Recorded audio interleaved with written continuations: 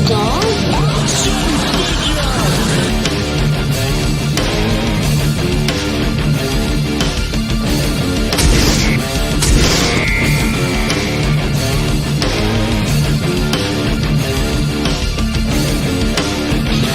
can do it. Wonder Wheel. I don't want to go through life being a Wonder Wheel murderer.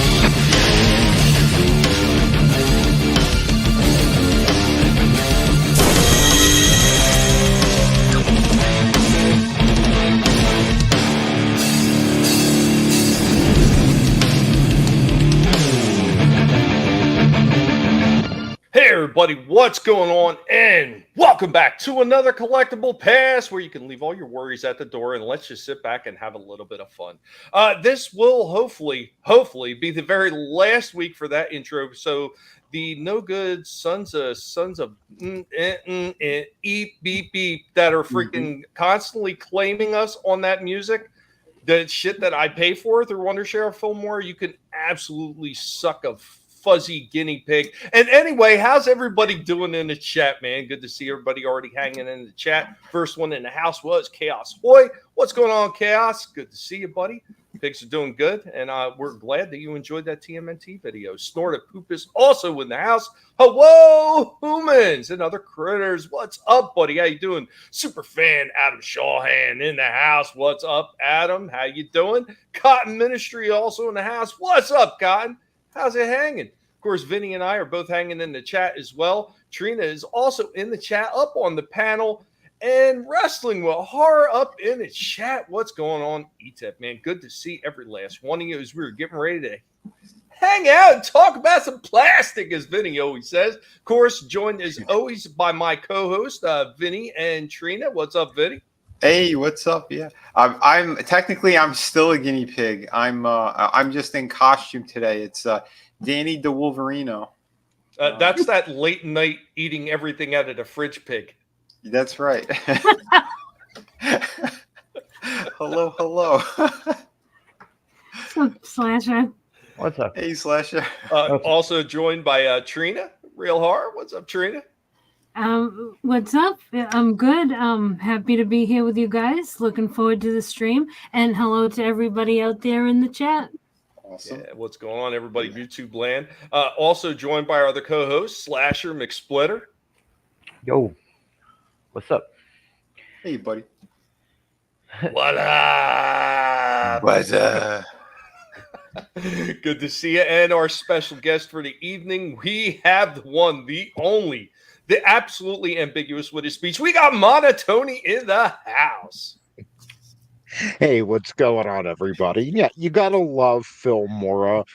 What's some more of their verbiage here? Pay $60 for a lifetime membership. Oh, we meant for Filmora 3, but a month later we're at Filmora 4, so give us another $30. Like, just such a shady company.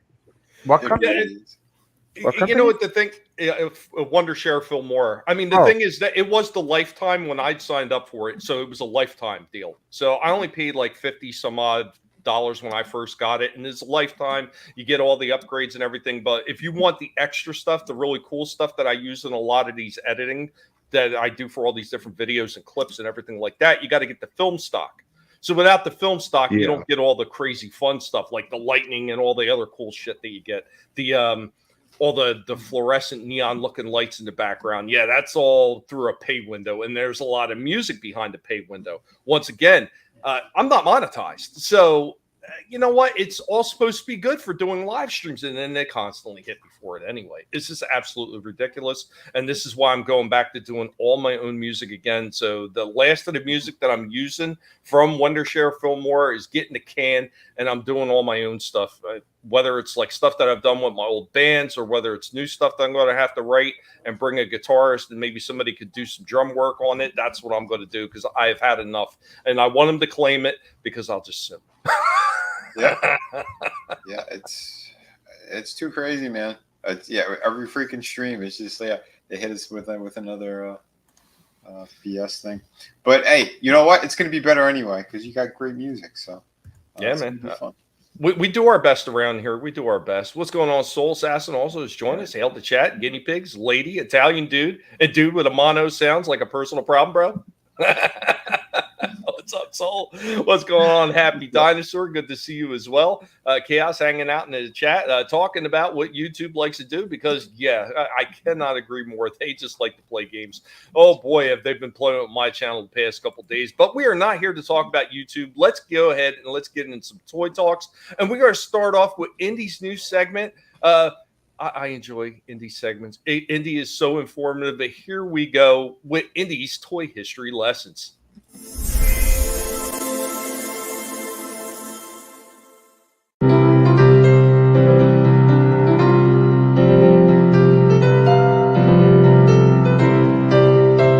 Welcome, one and all.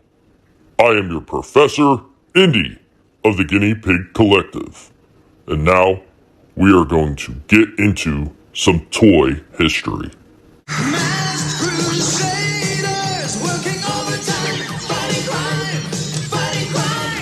Mask, Mobile Armored Strike Command, was a toy line created by Kenner in 1985. Riding off the back of rising themes of action features and transformation in the action figure market. This franchise pits the heroic Mask, led by the wealthy philanthropist Matt Tracker, against the renegade Venom, vicious evil network of mayhem, led by the turncoat tyrant Miles Mayhem. Running concurrent to a 2-season cartoon by Dick, the series produced 4 waves of toys before crashing into a brick wall. Mask toys centered around ordinary-looking vehicles scaled for 2-inch action figures, which could transform to reveal hidden weapons and armor, or even change into a different vehicle type. Most of the vehicles featured some sort of spring-loaded auto transformation supplemented by manually positioning parts. Despite not using die-cast metal, the toys were of a high quality and detailed with user-applied stickers. Like many other toy lines of the day, they came with paint, chrome, and rubber tires, and some vehicles and tires were even licensed replicas of real brands. Each vehicle included a pilot figure and a removable mask, which could give the figure pretend superpowers, as well as removable accessories and projectiles. The vehicle sets range from low-priced motorcycles to elaborate converting playsets. All were packed in windowless boxes of varying size. At one point, figures were actually sold into packs on blisters with their masks, while unique versions of the characters were available in carded adventure pack sets with transformable figure accessories. Huh? Oh, no. Get back here.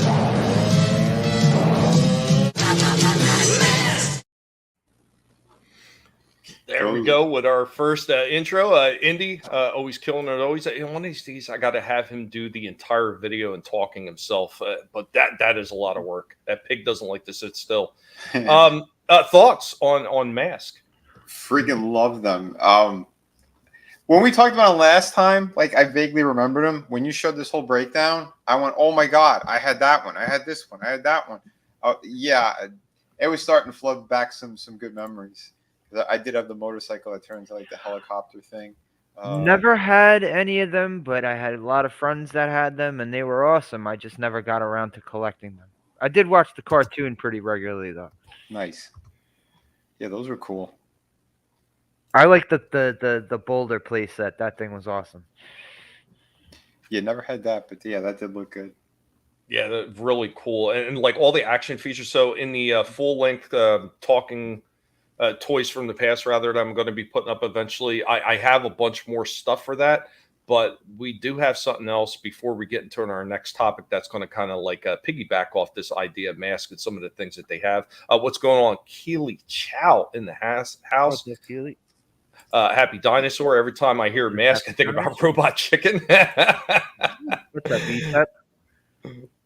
Yeah, what's going on, everybody? Tony, any thoughts on Mask, or did you really not remember this one? Well, it's kind of the same as Slasher. Like, I when I was younger was watching the cartoon. Thing is, I haven't gone back. Like, you have something like He-Man and Skeletor. Not only have they become meme legends, especially Skeletor, but I've gone back through the years and I've watched some Masters of the Universe. But Mask is something I haven't gone back and watched since the '80s. So I should actually go back and check that out because I remember it. I may have had a few figures. I was born in '82, so I was like, a lot of the '80s is a blur for me. But yeah, I remember it was just, in that golden age of action figures and cartoons. I remember watching If it you all want the to check time them as a out, kid. I think they have all the episodes on YouTube. I know they did. They at have one all point. they have all the episodes on Tubi as well because that's Yeah. where I was checking them out. Yeah. Oh, sweet. Oh, I didn't know that. Oh yeah, I Yeah, went I'll back and I was definitely go watching back. before I did this indies. Well, I'm sorry, Tony. Before I did this indie breakdown of this, I went back and I started watching the cartoons a little bit because I know I've seen a few episodes here and there, but I don't remember watching it in its entirety. So I went back and started watching a bunch of episodes to get myself reacquainted with it, and then went in and do this. Go ahead, Tony.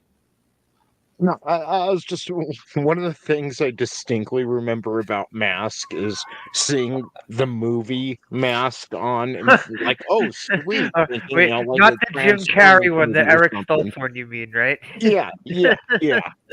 Like, what is this? Like, It's like I don't see any transforming cars in this. I just see a guy with a Yeah. giant fucking head. A mongoloid with red hair. Curtis YZ in the chat. Curtis dropping links. Thank you, Curtis. Man, you are awesome. You know what it was, Gotta Tony? get Curtis' His link head. out there. You know what it was, Tony? It's that his head actually can transform into a Mack truck. Exactly. I heard that's what Especially happens when when he you try lays to down. cram a soul into a ginger. It can suck. Last but not least, I'd like to ask Trina if she has any memories of this franchise whatsoever. No, I've never even heard of this, but I like that T-Bob thing that you showed. He was cool. A lot of people were talking about the last time we brought up Mask because they're reinventing the series or rebooting it, so to speak, with new toy lines and everything. So when that came up, everybody was talking about. I never got the T-Bob character, and I made sure I found the picture of the actual toy to bring it up as far as the review on that. So that this ain't a mask; it's a helmet.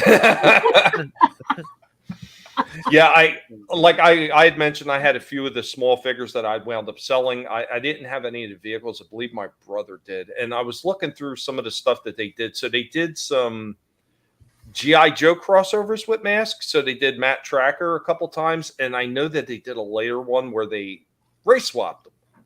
So yeah, always nice when they do that.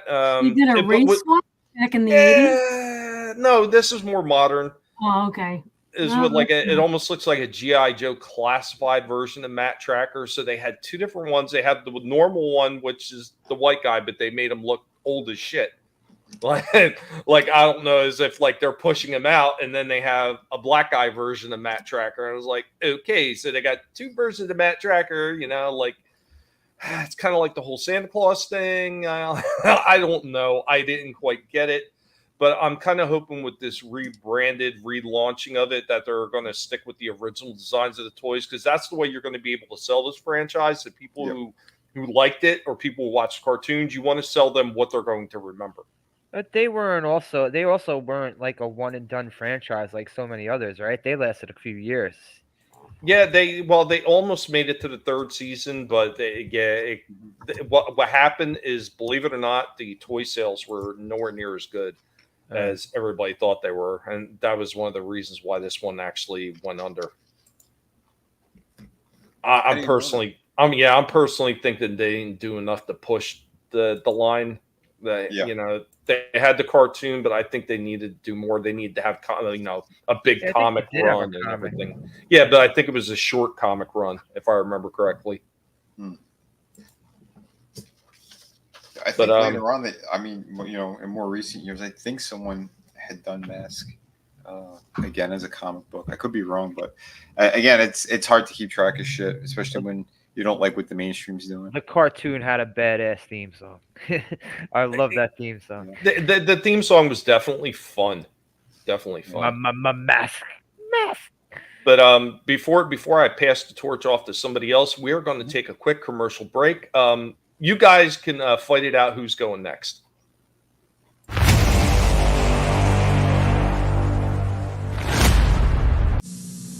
After these messages, we'll be right back. Mask, where illusion is the ultimate weapon. Convert switchblade to jet mode. Surprise, Mac Tracker. It's mayhem. Battle stations. Protect the decoder, Bruce. I'm going up. Stacks ready to fire. Mask, Switchblade, Thunderhawk, and Rhino. Fire! Each sold separately with action figure. Cover me, Matt. 10-4.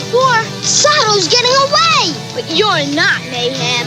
Mask, Switchblade, Thunderhawk, and Rhino. Each sold separately. New from Kenner. It's Mask, where illusion is the ultimate weapon. Yeah! Mask Boulder Hill playset with action figures, so you put it together. Prepare for battle. This is no innocent gas station. Activate freeze rate. Nobody stops the evil jackhammer. Vehicle sold separately with action figure. Oh, yeah? Ooh, I'll sneak in another way. Hop, hop. Sector. Surrender, prisoner. Mask Boulder Hill playset. Vehicle sold separately.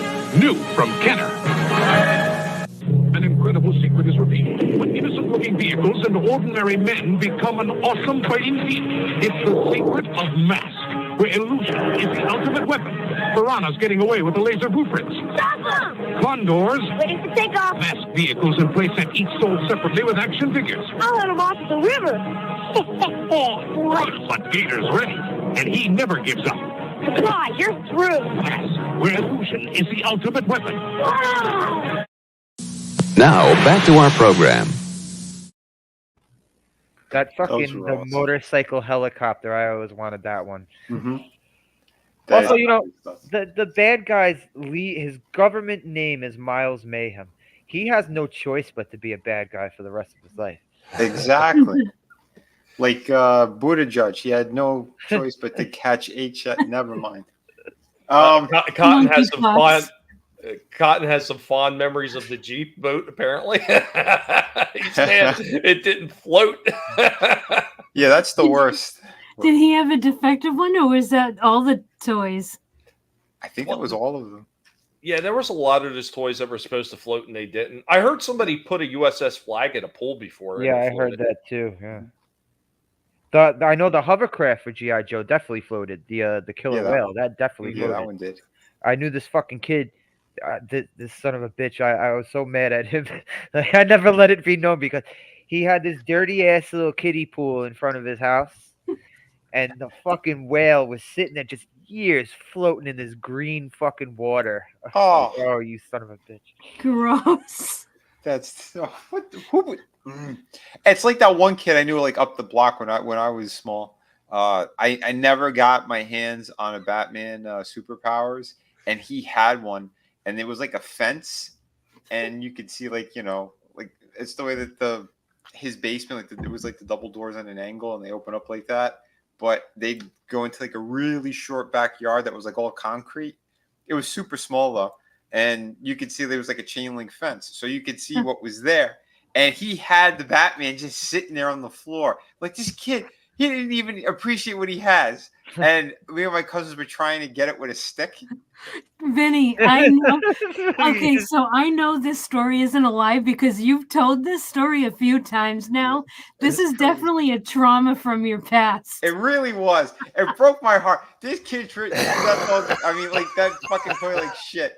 And then he let his dog rip that thing apart. I'm like, oh my god. Yeah, that's exactly how I felt every day looking at that fucking hovercraft floating in that dirty water. I was like, man. Yes. Vinny was up there like, Fungool, you have really disappointed me. I'm going to have to take you out now in the switchblade fight.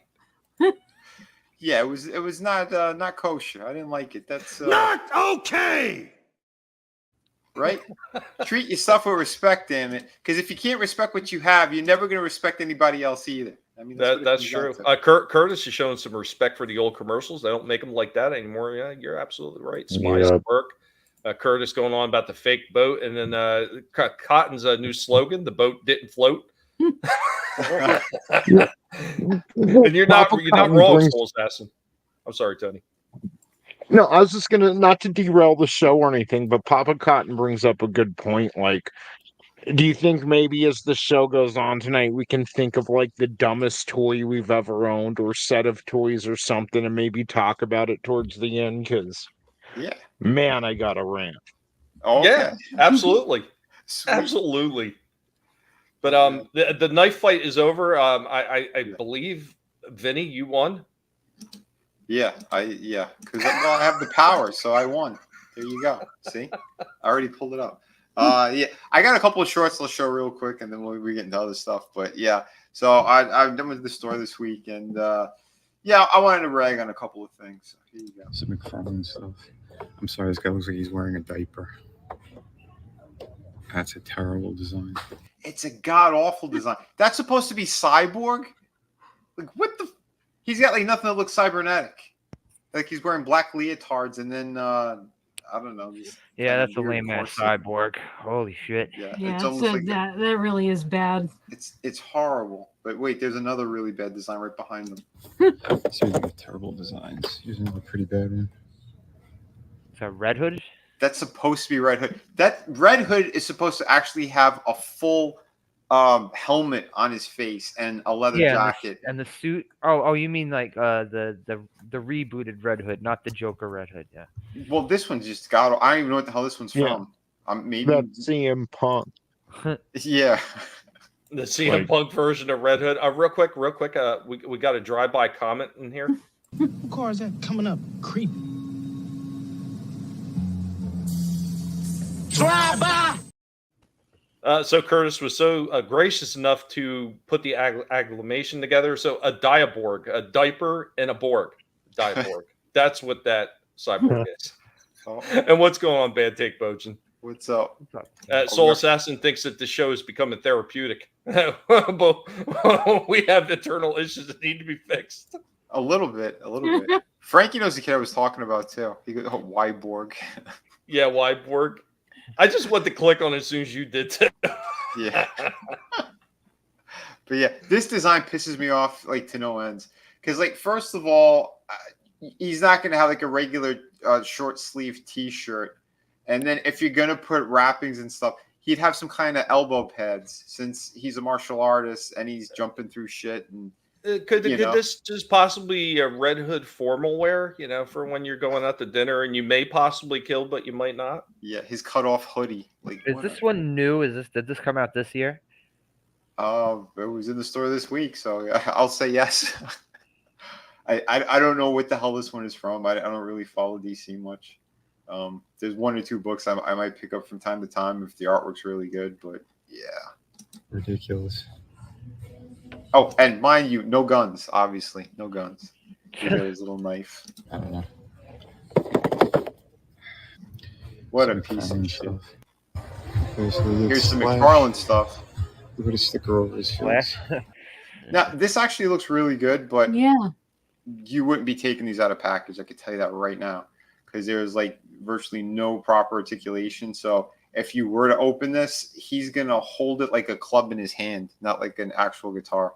Yeah. Which sucks, Well, and how would you play with that anyway if you took it out? Like, yeah. We're gonna have Spider-Man versus Slash. Now, when I worked for them, like I was getting in there right when they had sample copies of Metallica, and they were in fixed poses. They weren't like straight up and down like this. Yeah, so like statues. They were like little mini statues, which were pretty damn badass, and it had the full box set. So it was like part of the stage, the drum set, and everything. It was amazing. But like they goofed on the size of Hetfield and. Did they make an axle to go along with the Slash so he could fire him? I hope if he does, it'll be the fat one. Yeah, I hope they make him look like that. Good. I hope they make Axel look like the guy from Dune. They put him in that outfit. Oh, that'd be great. No, Harkonnen. Yeah, Harkonnen. That's it. I forget that being an adult collector, I forget that kids actually buy these things. And Not when as much. Slasher like mentioned, oh, how would you play with that? I was like, what do you mean play with that? And then I'm like, oh yeah, kids buy these too. Well, the kid's not really going to be buying a Slash figure. This Well, Yeah, unless his dad is like blasting Appetite for Destruction 24 Right. hours a day. which You know? is very He's much a living his heyday. possibility. Yeah, but whether a kid buys it or not, that's exactly. It's an action figure, like they're Yeah. Yeah. the original intent was to be played with. So Mhm. Right. Mhm. Well, there's one that I'm going to show that's right behind this one. And I think Booty Judge probably played with that one. But again, the stores, why are they so stupid as to put an actual sticker in? Like I had to shoot this from an angle in order for you so you can see I his see face. it. You I see know, the I shadow hate over that. his face. It's so stupid. It's like they do it on purpose to be retarded. Yeah, But it this is did look actually pretty nice. good on It this really one. is. All the joints and stuff are like older figures. And there's Booty Judge's favorite, Oh no. Freddie Mercury. Holy shit, they made it look like him. Yeah, Right? they actually did. Yeah, with the teeth coming out of his face. And everything. Like, all right, the likeness is good. The sculpt is pretty nice for what it is. And then he's got like the regular T crotch from like the Super 7 retro figures and whatnot. It's Yeah. like, He could also double as a Bo Rat figure. You are Yeah. fixated on their crotches, Vinny. it's like they don't know what they want to be. You know? Well, it looks clearly male to me. No, that's not what I meant. I meant the toy line itself. So I know. McFarlane used to do the actual fixed poses, and he had all sorts of crazy shit. He had the Ozzy that had the cross in his hands, like, you know, with like the big stance and the cape and the bats. Yeah, and it was I amazing. used to have. I had the Hendrix one. I ended up selling it. Oh, they did like I think 3 different Jimi Hendrix ones that looked incredible. This was the Woodstock one, I think. I would prefer a fixed pose as to this because this is just straight up and down, boring as shit, and you can't even really like. He has hinges in his arms, but if you go to bend them, it's like it's gonna look retarded and like robot like. It's just Sorry, I hate the T crotch from the old figures from back in the day. Unless that is specifically your style, the retro style, I get it. But if you're McFarlane and you're known for the you know the realistic likenesses and all that type of stuff and extra detail, this contradicts the entire figure. I just can't see him having a regular like pelvic area like other figures. It just wouldn't look right. No, it would have to be sculpted. It would have to be just like a fixed pose thing. If you want to do a little bit of articulation on top, you could, but again, you could bend one arm like he's actually holding the microphone about to sing or something, you know? Yeah. But they don't know what they're doing. Like that Slash figure, he looks like it's nicely sculpted, but he's just standing straight up and down. When the hell do you see Slash just standing straight up and down like that? Like, you know, one of the greatest guitarists of all time. Well, in the Freddie Mercury figure, I could at least say that pose is, you know, probably what he does in the park bathroom. But Slash, he's more alive. Exactly. So I don't know, but at least with the pockets that like on the jeans, they hid the kind of joints. But it looks like it doesn't even move anyway because of the T-shirt. So it's like, what are you doing, McFarlane? If they're going to be just statue type figures, then put them in a really cool pose. Because look at this price that they're charging for them, $25 for something that you could just going to be hanging on a wall because you can't even display it. Like, I don't know. Maybe I don't understand toys anymore. This one was badass. Speaking of Treehouse of Horrors, Mr. Burns. Yeah. I saw this one at the GameStop as well. It's actually pretty cool. Mr. Burns Dracula. With the coffin. NECA, take note. With coffin. This looks like he springs out of the coffin as well. See, that was an cool. awesome He pops feature. out too. Like you press the button and he springs out. That's cool. Yeah, I saw that like on the way out. I'm like, wait a minute.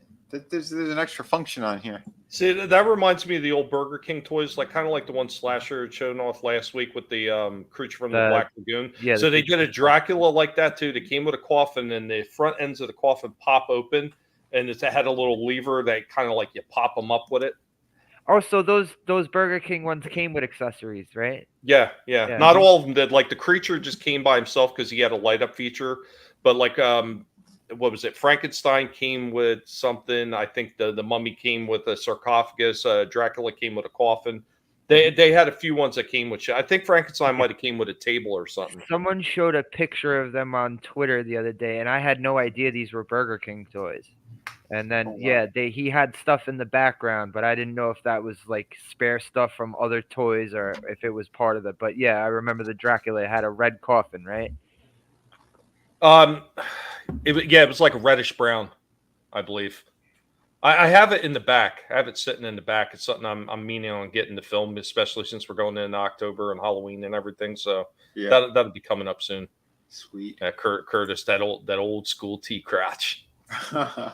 Cotton, he says he had a Slash statue. You couldn't pose him. He was leaned back on a Marshall lamp. Yeah, I think Todd did do them back in the day. You know, around that old Hendrix one I had was McFarlane. Yeah. Yeah, I still see him. I think I recorded him at the comic shop like 6 months ago or something. They had the one where he burned his guitar. Then there was the one where he was doing the peace sign, and he had the white shirt with the tassels. I'm pretty sure the one I had was the Woodstock one. Okay, so then there's definitely at least 3 of them. Soul Assassin, my God, this stream went from hating childhood neighbors to arguing about a figure's pelvis. What kind of country have we become? I don't know.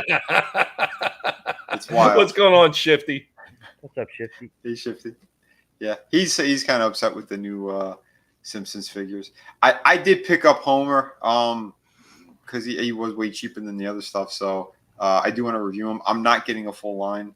I came close to getting this one because there was some kind of a sale, and then when I went to bring the other figures to the counter, they said, "Oh, these figures aren't part of the sale."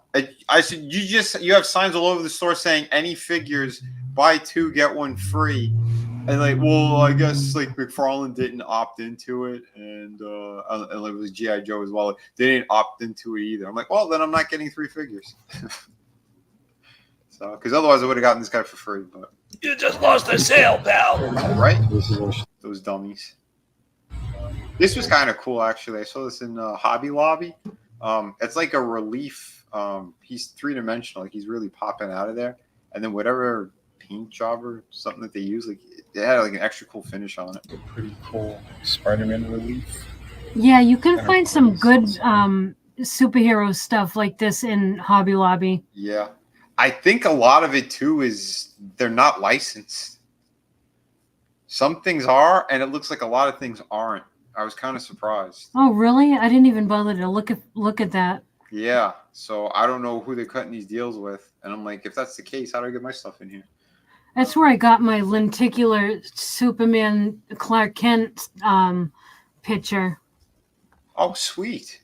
Yeah, I keep forgetting to take a video of it. Oh yeah, you got it. Because there's some really cool ones where they have lenticular. They have some that my brother recorded one that was like a neon sign, and when you walk past one way, it completely changes color. Like it had the effect like it was actually on, but it wasn't. It was just lenticular. Oh, nice. Yeah, some really cool stuff. Yeah, I dug this. If all the little ones weren't there, I might have actually even bought this. Because the main one is one of my favorite artists who worked on Spider-Man, but the rest of these are not him. So, like I said, it's like a mishmash of stuff. Still look really cool, though. And this is neat, too. It's dinosaurs. They had a whole wall of just, like, Jurassic Park type stuff. Nice. Yeah, pretty big. Yeah, that looks good. Yeah, I like going, like, into those kind of odd shops here and there. That was awesome. I thought Tommy would love that one. Yeah. Godzilla. That's a good one. I like that one. Well, they got some nice ones. There's an Art Adams Godzilla. It's funny, too, because last night for a little while I was watching Godzilla 1984. Oh, sweet. Dude, this looked really good, too. The Jurassic Park. If I had room, I would have actually bought this, but I got no room anymore. Something about it just looked really cool. Mm-hmm. What up, Chris? It just looked like What up, and Chris? that was really cool. The skeleton drawing. Yeah. Hey, Chris. I kind of agree with Frankie on this too. We need to see retro prices because some of them are expensive, and I would say that that's where a few of these companies that are doing retro toys are not that far off. Like when, what was it? Mattel was it that was doing the Ghostbusters? Was that Mattel? Yeah. Kenner? Yeah. Oh. No, Kenner. Was it Kenner from Hasbro? Yeah, you're right. It was Hasbro with Kenner, with the Kenner re-release of the real Ghostbusters. Those weren't really overly priced, and Playmates has been doing a pretty good job with keeping some of the prices down for their retro re-releases. Yeah, but yeah, some of these other ones, like and, you're right. Mattel is the one that's actually overcharging, especially with the Origin figure. So yeah, this thing I had to record it because it angered me so much. This is a cover of a comic book. Look how horrible it is. Became a cover. This is one of the worst piece of shit drawings I've ever seen in my that's life. Mystique. That's awful. This is god. That looks like a man. Yeah, it does. It's awful. Well, haven't been they've been like really trying to butch up Mystique in the comics? I don't know. This was so upsetting. I thought that was Manstique. Sorry, my bad. Yeah, I think so. Yeah, it's Manstique. I didn't want to look at it. Oh, there's another cool one in Avid piece. Oh, that reminds me of those old coffee tables. Yeah. You know what I mean? Yeah, absolutely. And then, like, they had like that really cool movie on it. Yeah. Really interesting stuff. That's really nice.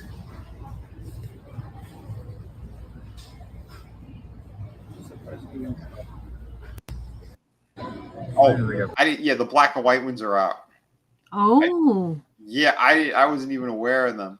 And yeah, they've been putting out a lot of, like, I talked about that 40th or 45th anniversary Texas Chainsaw Massacre one they recently put out in 2 different versions of them.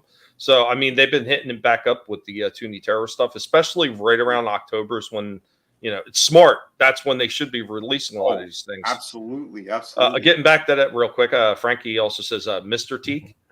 Mr. Eek. A Mon Man.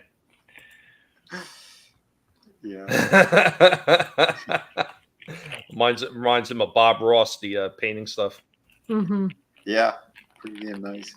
But these were cool. But again, this was that one Walmart where you'll see you can't exactly get these Toonie Terrors. I get a closer look, but there's a whole bunch of boxes walking away again. Way to go, Walmart. That is one thing Walmart is good for, isn't it? Like blocking up the aisles. Yeah. And this too. They had the 2-pack of the of the foot there for Teenage Mutant Ninja Turtles the movie, $35. So you had 2 figures with all these accessories. Like, had I gotten a better look. Who's in that 2-pack? I believe it was 2 foot ninjas. Oh. I think that's what it is. Man, shouldn't they have a turtle versus a foot soldier instead of getting 2 fucking foot soldiers? Well, because again, like, they know what their collectors are going to do. So if let's say there were 4 packs of these, you just army built with, Chris, I would say to a degree, yes, but I'll also say that the people they do have working there, they just don't give a shit. So there was a story I had with the G2 unreleased Takara version of Grimlock that they never made them, but they had the colors and everything. They already had it sketched out and everything. So when they made that toy and they put it on the shelf, I went to go get it at Walmart because it was a lot cheaper than Target. And when I went to go get it, and it turned out it was a Walmart exclusive anyway, so that's why I couldn't get it at Target. But when I went to go pick it up and I took it up front, didn't even realize the box was empty. I was getting ready to ring this thing up and realized, like, hey, there's nothing in this damn box. I let somebody know about it. You know what they did? They took it and they put it back on the shelf. So the next time I came in, I seen it. I threw it on top of the shelf. Somebody got a ladder, went on top of the shelf, took it off, and put it back on the shelf peg again. So then I took it and I threw it again even further up into the center of the shelf where they were going to have a real hard time getting it. I'm like, unfortunately, that's what you get in places like that. Yeah, I seen that too. They had Blitzwing. It said $12. I went $12. I go to pick it up, empty. There was something in there loose, and I'm like, this is not Blitzwing, not at all, because he's a much heavier figure, and he wouldn't be sliding all around the box. And the whole back of it was like torn open. They try to put tape on it. I'm like, okay, yeah, good job, Walmart.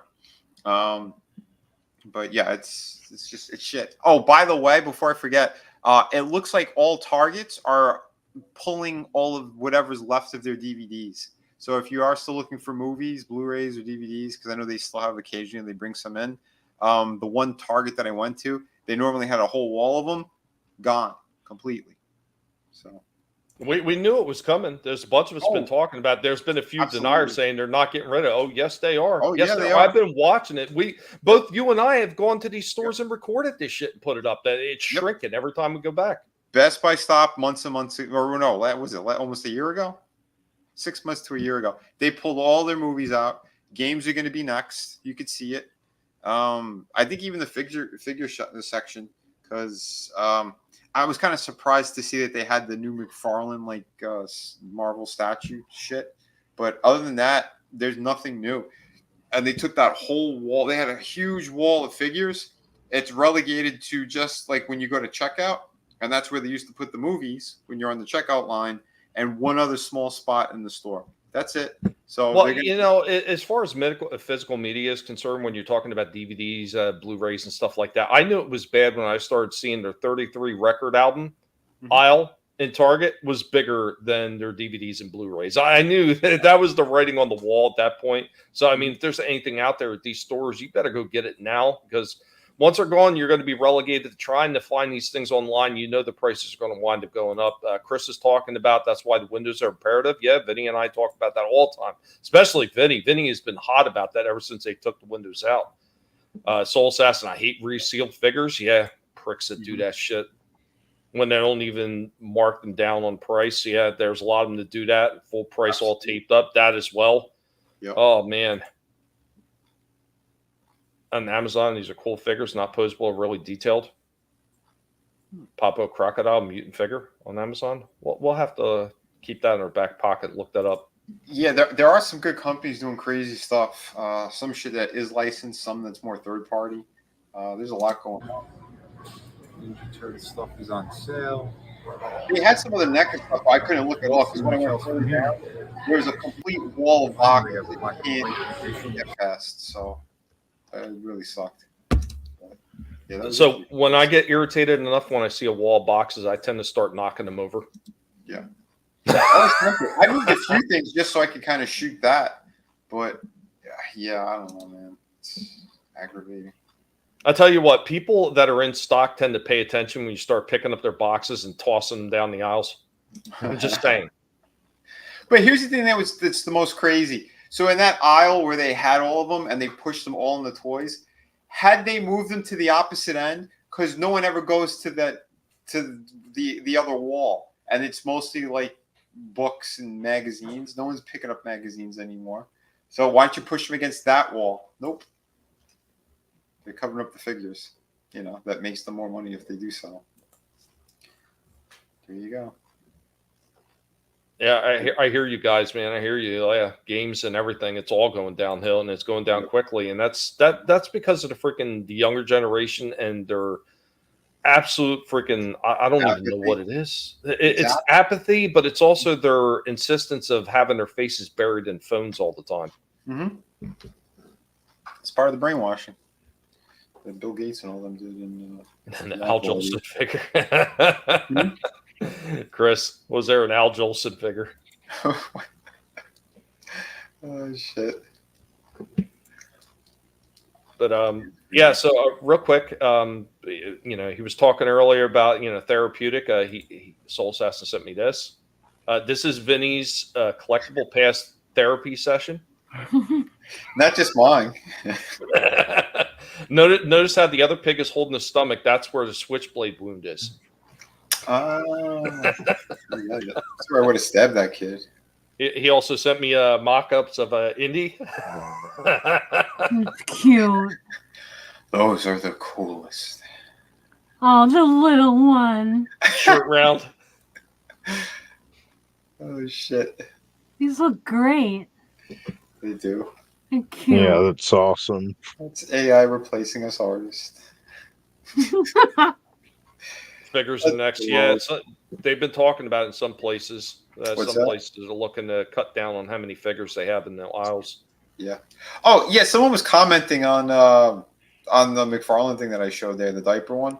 And they're like, well, it's marketed towards children. I said, well, no, it's not. What McFarlane's doing now, it's catering towards the collectors, because that's what it came down to.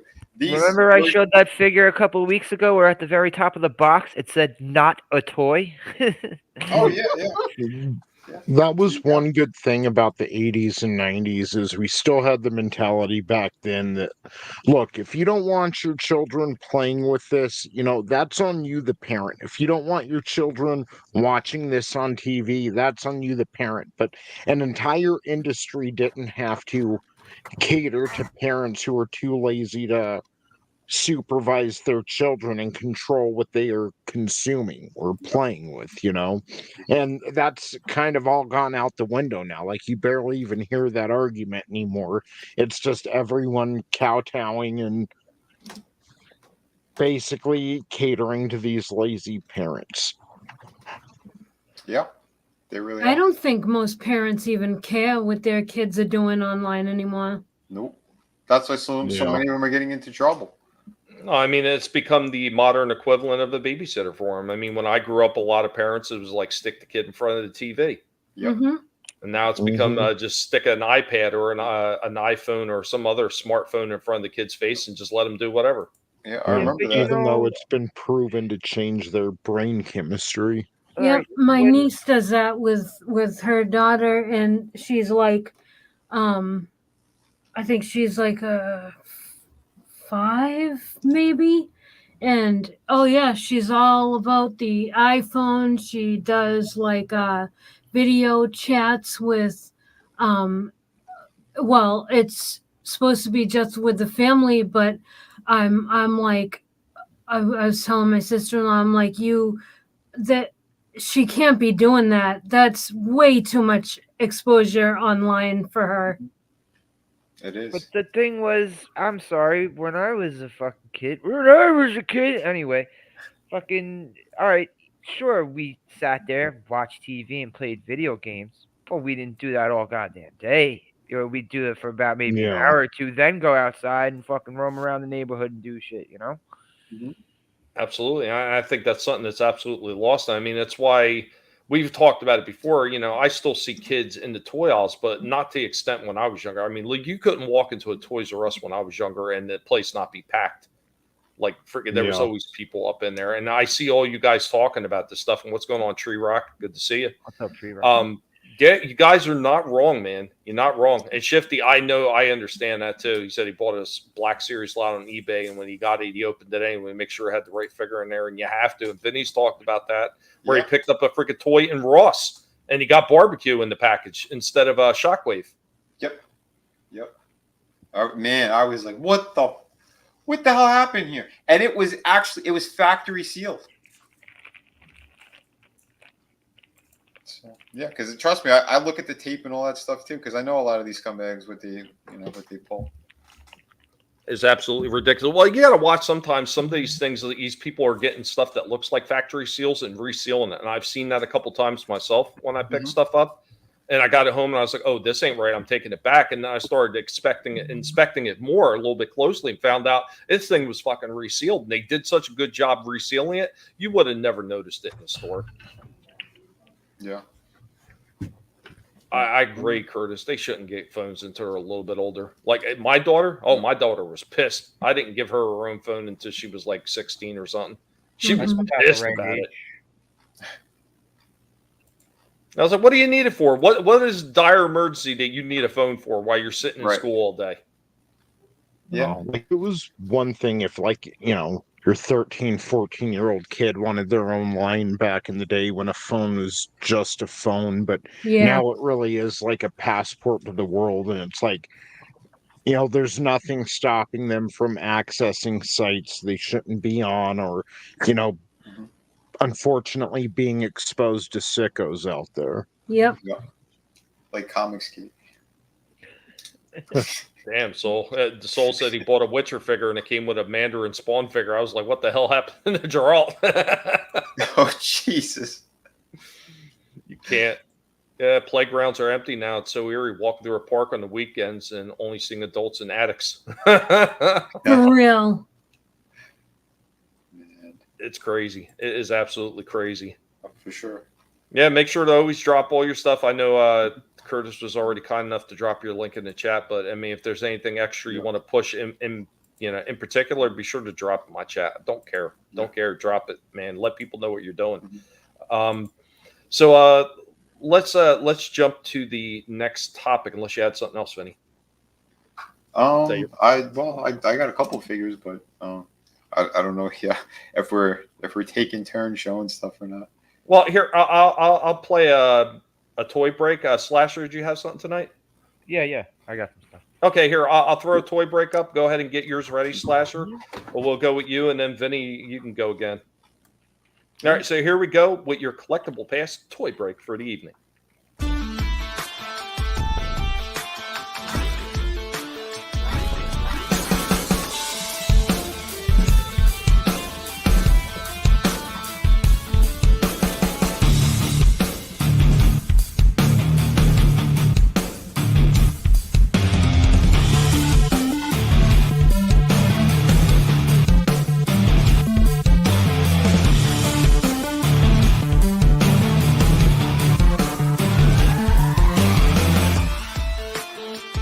Here we go with today's toy break for the day. Showing off some of these Hot Wheels, but that's not what we're looking at.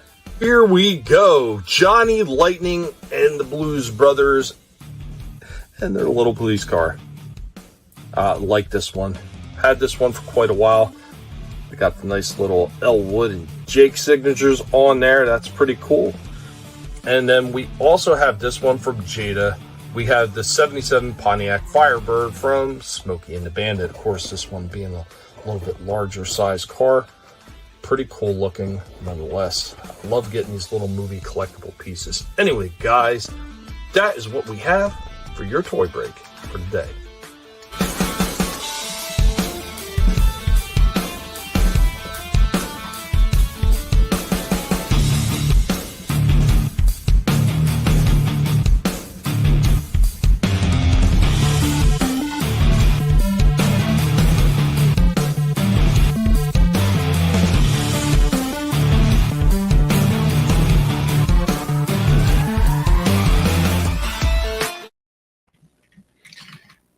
I actually did have something else that's directly related to that. I forgot to. Yes, at the Turtle Van. Real quick, yeah, guys, if you can, go on there and sign up for Infinite Tale Chronicles #2. Help Chris get that thing out there. Get more people interested in it, man. Go ahead, share links for that and everything. Yeah, absolutely. Do it. Sign up. Yeah, I was gonna say, yeah, I totally forgot. I had this one on private. That's why. But yeah, I had some Jada stuff too. I found the Ecto 1. Well, I just recorded these. I didn't pick them up, but they look damn sweet.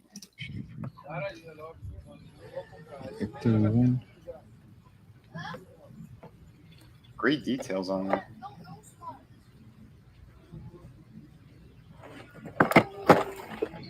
So there's a flip down. I like that they did show that as well. So the front tires like that, you can move them in the back as well. Yeah, see, I have the larger one like that. Is that the real large one? Yeah, that's like the one I have. Sweet. Except I think I got the one from the third movie. Okay, with the white walls? Yeah. Yeah, that looked cool too. I have one that's bigger than this. It's actually in scale with the NECA figure. It was from I was Diamond. I was surprised at how much diecast even the larger ones that they had from Jada had. Like they're really well made. Like people are sleeping on Jada if they're not picking their stuff up. Dude, between that and the Street Fighter stuff they're doing, yeah, I am truly impressed by that company. But yeah, I thought I'd show that real quick too. Yeah, absolutely. Slasher, you ready, buddy? Yeah, man. No, So, the floor is all yours. Going back to those the Burger King toys. So last week I showed this one. Yeah, that but was awesome. They're also at the comic store. They had the Wolfman, who I'm considering maybe getting him because he doesn't look as cool as Creature from the Black Lagoon or this guy. Boom! I got the Frankenstein. Oh, nice. Because he has the same translucent shit that the creature has. Nice. Are those glow in the dark? Nah, they're not. I wish they were. But so does Tommy. His hands, his hands have the same shit. Well, they did make a Frankenstein exactly like that does glow in the dark, and I know they made one of him that glow in the dark. Yeah, I know that. Mm-hmm. Of the creature. Well, the Frankenstein too. Oh yeah, this same one. Yep, exact same one. Just with glow in the dark. Burger King basically, when they put these out, they just basically did the old Mego figures like these, right? That's basically what these are, right? No, they're actually unique because when Mego did them, they only did the 8-inch dolls. No, they did small ones too. One of my cousins had an old school one of these. Huh? I don't remember seeing them. I just remember the dolls, the 8-inch dolls. But those ones look better than Mego. My problem here is look at the size difference. Look how much bigger the creature is than Frankenstein. Wait, let me see. Yeah, they did make them. See, look at that. Wait, why is that? Put them back to back. Frankenstein should be towering over him. And look, he has the Robert De Niro platform shoes too. Is he going to screw how much he needs Trump? And the way his legs are, that makes it weird. Like his stand, he can't really stand too well. Oh, because it's kind of bad. Yeah, he's got that weird I'm waiting at the bus stop stance. Yeah. Put them back to back so we can see the height better. Yeah, I just looked it up. Frankenstein should be 8 feet and the creature is 6'5" or something like that. Yeah. Wow. Yeah. But I might get the Wolfman. I don't know. You gotta get it. Is he the last one?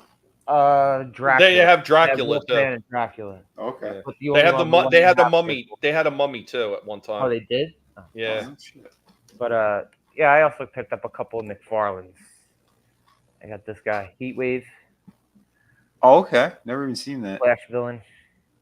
Oh, it's from one of the comic. Okay, yeah. I like his arm. Yeah, this is Page Punchers. Mm-hmm. Yeah, that's some kind of specific. Yeah, they have a full comic in there. That ain't bad. Was Heatwave? Was he in that? One of the Rogues. Yeah, he was in that show. Yep. He probably was. Okay, you know what show I'm talking about? Flash yeah, him and Captain Cold, the yes, Legends of Tomorrow, or the Prison Break brothers. Yeah.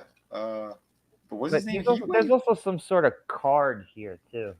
There's some card behind his leg. I don't know what that card is for. Yeah. They always. I think it's where you have like a little bit of info on them. But yeah. And of course, they got lazy and decided, we'll just not show the other figures on the back. Also, you see this? It's taped up. So this was opened, but he wasn't taken out because you see that little plastic band around his wrist? Yeah. That's still intact. Right. I don't know why someone would open it just to maybe somebody was opening it trying to hopefully get the comic out of it. Probably. Maybe. That's a good point. That's weird. And I picked up this motherfucker right here, Brainiac. Oh, nice. Oh, I didn't even know they made him. Which version is that supposed to be? It doesn't. Ghosts of Krypton. Okay. Because he also comes with a comic too, but I don't know if this is part of the cardboard or the backing, or if this in here is supposed to be a mini comic. Oh, I don't know. Behind his leg. Yeah. I'm not gonna open him some way. I guess I'm not. He's cool looking though. But yeah, I like all the attachments too. I always like robotic Brainiac. Yeah. I like how they packaged it so that if you don't want to take them out, you can hang them up and you can still see all of it. Yeah. Because I went to get that Sergeant Rock figure, the army one, mm-hmm. and I saw the price. I don't remember if it said 35 or 39, but all I saw was that 3, and I was like, man, I don't want to fucking pay that much for it. Yeah, I saw it somewhere else too, and yeah, he was going for 30. Yeah, I don't want to pay that. Yeah, he's not supposed to be that much. When you're talking about those pop open clamshells like that, Trina, I miss those things because back when Star Wars was still decent, they were putting out a lot of the older figures again, but a little bit better, more detail, a little more articulation, stuff like that. And one of the ones I got was an IG-88, and it came with that pop open clamshell piece like that. Oh, so nice. even if you open the inner, because it was like 2 separate packages. So you had the normal cardboard with the freaking bubble. So if you open that up and you want to put them back in there, you put them back in the clamshell and hold the whole thing together with the little pops, and then you could stick it up on the wall. Yeah. And they were doing that for a little while with some of the stuff. Then they got cheap and they were like, oh, too much plastic. And yeah. Guys were talking about Frankenstein, even with the William Shatner shoes. He's smaller than the creature. This fucking Heatwave figure? Holy shit, this guy's fucking heavy. I don't know if you've seen what Shifty said. He said it was $12 on clearance at Walmart. This particular one? I don't have a Walmart near me. Where do you? He likes to pay. Nah, I don't. Nah. How is that possible? Yeah, that's not. Yeah, I don't like, have where like do you Walmarts live? and Targets near me. I need a fucking car ride out there. What was that, Tony? No, I'm disagreeing with Trina. Like, where do you live where you're not close to a Walmart? The Bronx. Damn. Yeah, because all the theft, they closed those stores. Oh yeah, fucking Walgreens. Everything's locked up.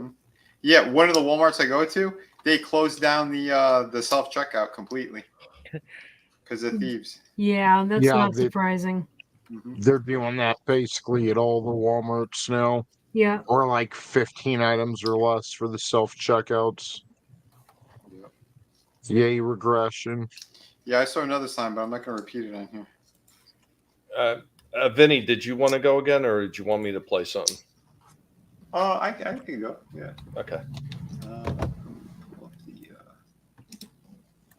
Actually, it goes with the Danny the Wolverino. So let me just open this.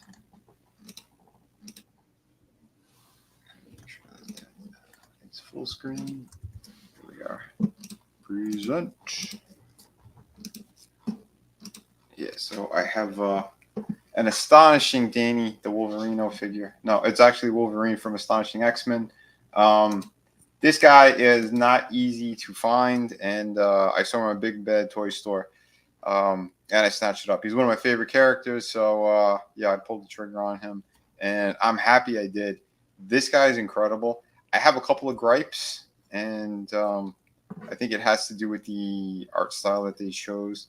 This is based off of John Cassidy's artwork from the comic books, and I don't like how he draws Logan. Wolverine with the costume, the full mask on, that's fine. But yeah, I'll get into it. So let me just open this up here. And so the face itself, it's a nice sculpt. When you take it out and you see the actual hairline, he looks like he's a grandpa. He doesn't look like Wolverine. His hairline is like receding, and then it's the way it's sculpted, I think it looks like shit. So yeah, here it is. Like the head to me, the whole shape of this pisses me off to no ends. Like it's flat on top, and then it's weird. I don't know what it looks like. Instead of having like the weird horn type hair, it looks like he's got wings, like he's a jet. Yeah, or like a Bride of Frankenstein thing going on. Sort of, yeah. Like with the little streaks in. There's nothing natural about it. It looks retarded, is what it looks like. So.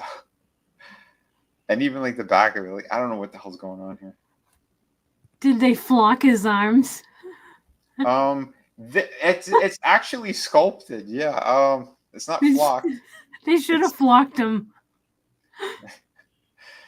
Stop flocking over here. I'm doing a flocking review.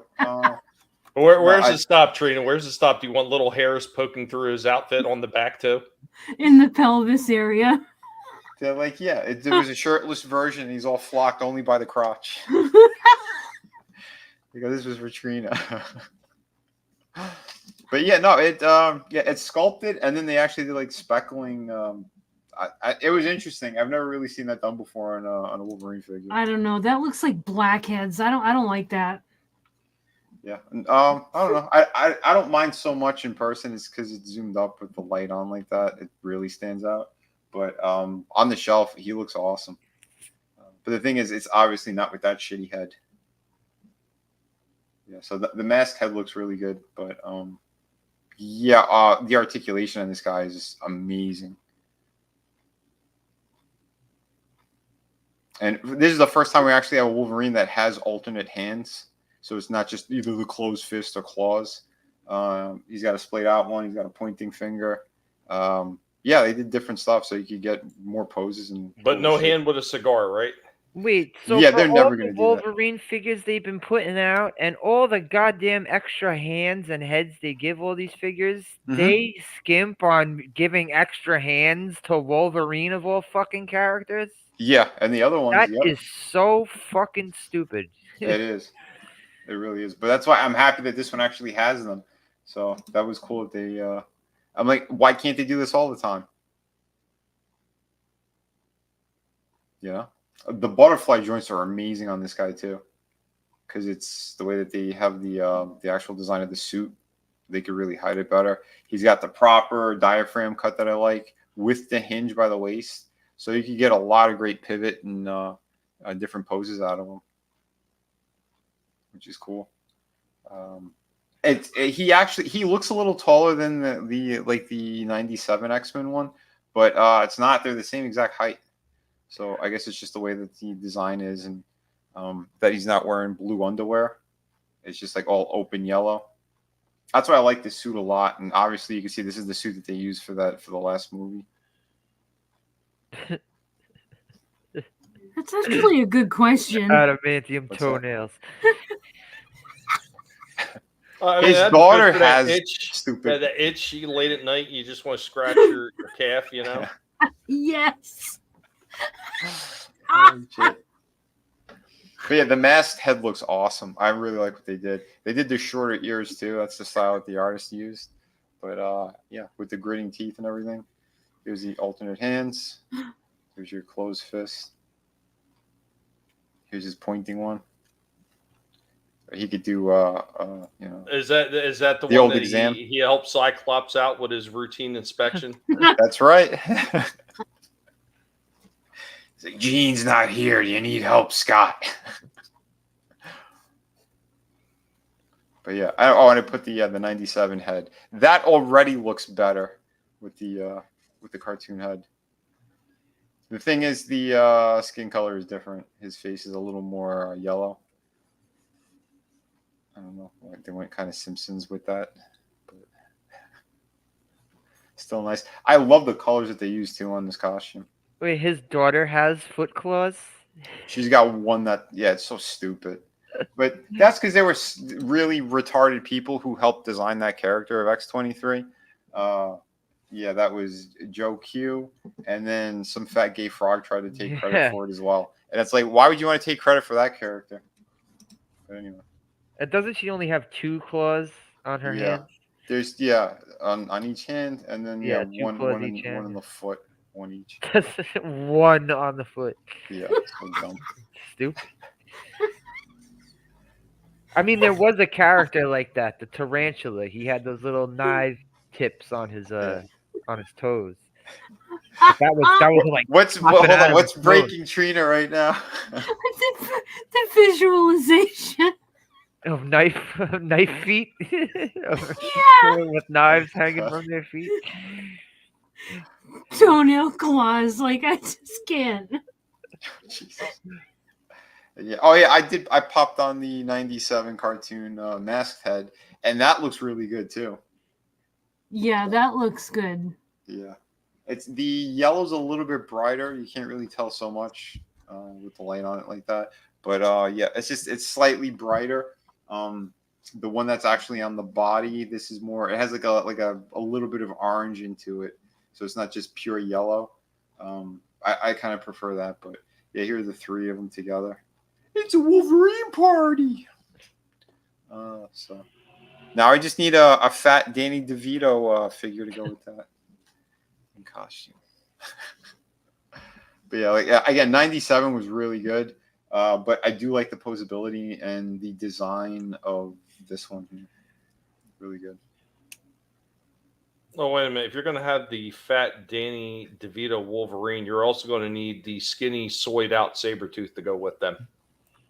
Yeah, well, I don't have a skinny Sabretooth. I actually got a good Sabretooth, and yeah, he's in the review. Right there. That is the coolest Sabretooth that they made. That's your the Jim Lee design. But yeah, this guy's awesome.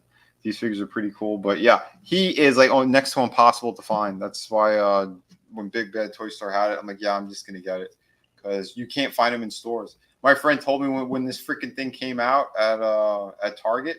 Yep, the scalpers were right behind the door. Shifty, is that a newer Secret Wars figure they're doing? Oh yeah, I heard about those. Yep, there's gonna be the black Spider-Man as well. Yeah, I forgot who else they're making. Oh, Captain America with the damaged shield. Yeah, like how do you not have one that has the full shield and the broken one? Why would you just release the figure? Yeah, they just gave him the damaged one. Yeah, so stupid. But... Well, the old Secret Wars, they didn't give it. The only fucking shield Cap had was the fucking lenticular sticker. They didn't give him the stars and stripes. Oh yeah, that's right. You're right. They could even went with the old school shield. That's what I'm saying. That's what it looks like. No, it's all the ingrown hairs. That's what it is. He's a mutant. That's why. I got a lot of blackheads, Bob. But yeah, the symbiote costume. Yeah, the symbiote one. Yeah. I forgot what he comes with something else that Spider-Man. I forgot what it was though. The way his shield thing was, or whatever. Didn't need a damaged shield. Said they're coming out next spring. Oh, okay. But yeah, and all these Marvel Legends, like the only thing that you can find in stores right now is like the really bad Iron Man line that had the one proper She-Hulk figure, the John Byrne one. She's the only figure that's worth getting, and yeah, she's like never in stores. But yeah, I've seen a few of the different Wolverines, but yeah, like I haven't been able to go back in like a week and a half now since the wife's up north. But yeah. I'm gonna be like a kid in a candy store when I go back when she gets home. Right. As soon as she gets home, she's like, "Give me a hug." He's gonna push her out of the way and jump in the car. It's Target time. Target time. Oh shit! But like I said, the posability out of this guy is next level. Beautiful one. 9.5. Like I said, I had my minor critiques, like the unmasked head. Didn't like that one. This one's awesome. The alternate hands are fantastic. Yeah, this is probably the best Wolverine figure that they put out. And then I'd say the 97, the cartoon one. Yeah, that's probably the next one. But yeah, killer stuff right there. I think it looks phenomenal. And one of the things I didn't see you mention is I love the way they did the claws on this one. So most of the other ones almost got those rounded type claws. Mm-hmm. These ones look more like blades like we've seen in the original comics. And I think they just look fantastic. Oh, that's the one thing I forgot to do too. You could actually remove them. So if you just want them to pop one claw, like the middle finger one, you could do that. Nice. So that was really cool too. I'm happy that they had done that. So there you go. Yeah, Shifty, I hear you. A lot of those things that go up for sale on a lot of those sites, man, if you are not on top of it, forget it. It's almost as bad as trying to bid on an eBay item sometimes. Yeah, I found that Wolverine Sabretooth at GameStop the day it came out. Never saw him after that. It was just the one. Got him right there. He was behind the counter. Like they just opened up the box and just left him there for a minute. Yeah, so. Agreed. Cotton. Agreed. Oh, absolutely. Yeah, celebrities are all shit. And I love that they're all going down now. The Diddy thing awesome. blew up in a big way. An awesome looking figure. Glad you were able to find it, too. Yeah, man. So I want to lean in with something that I was extremely happy with too. So we're gonna have 2 happy reviews back to back. Hell yeah. That almost never happens. Unfortunately, the way I have to review this is slightly different what I'm used to because, well, there was a screw up. But yeah, I'm gonna get started with this one. Here we go.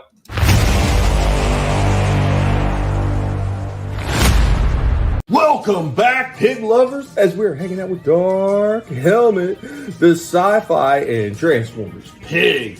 Get ready to take a look at something that is Transformers related. So from Studio Series 86 Transformers, the movie, we got them. Last one, we got Dinobot Swoop. Finally have Swoop in hand. The collection of Dinobots from the Studio Series is complete.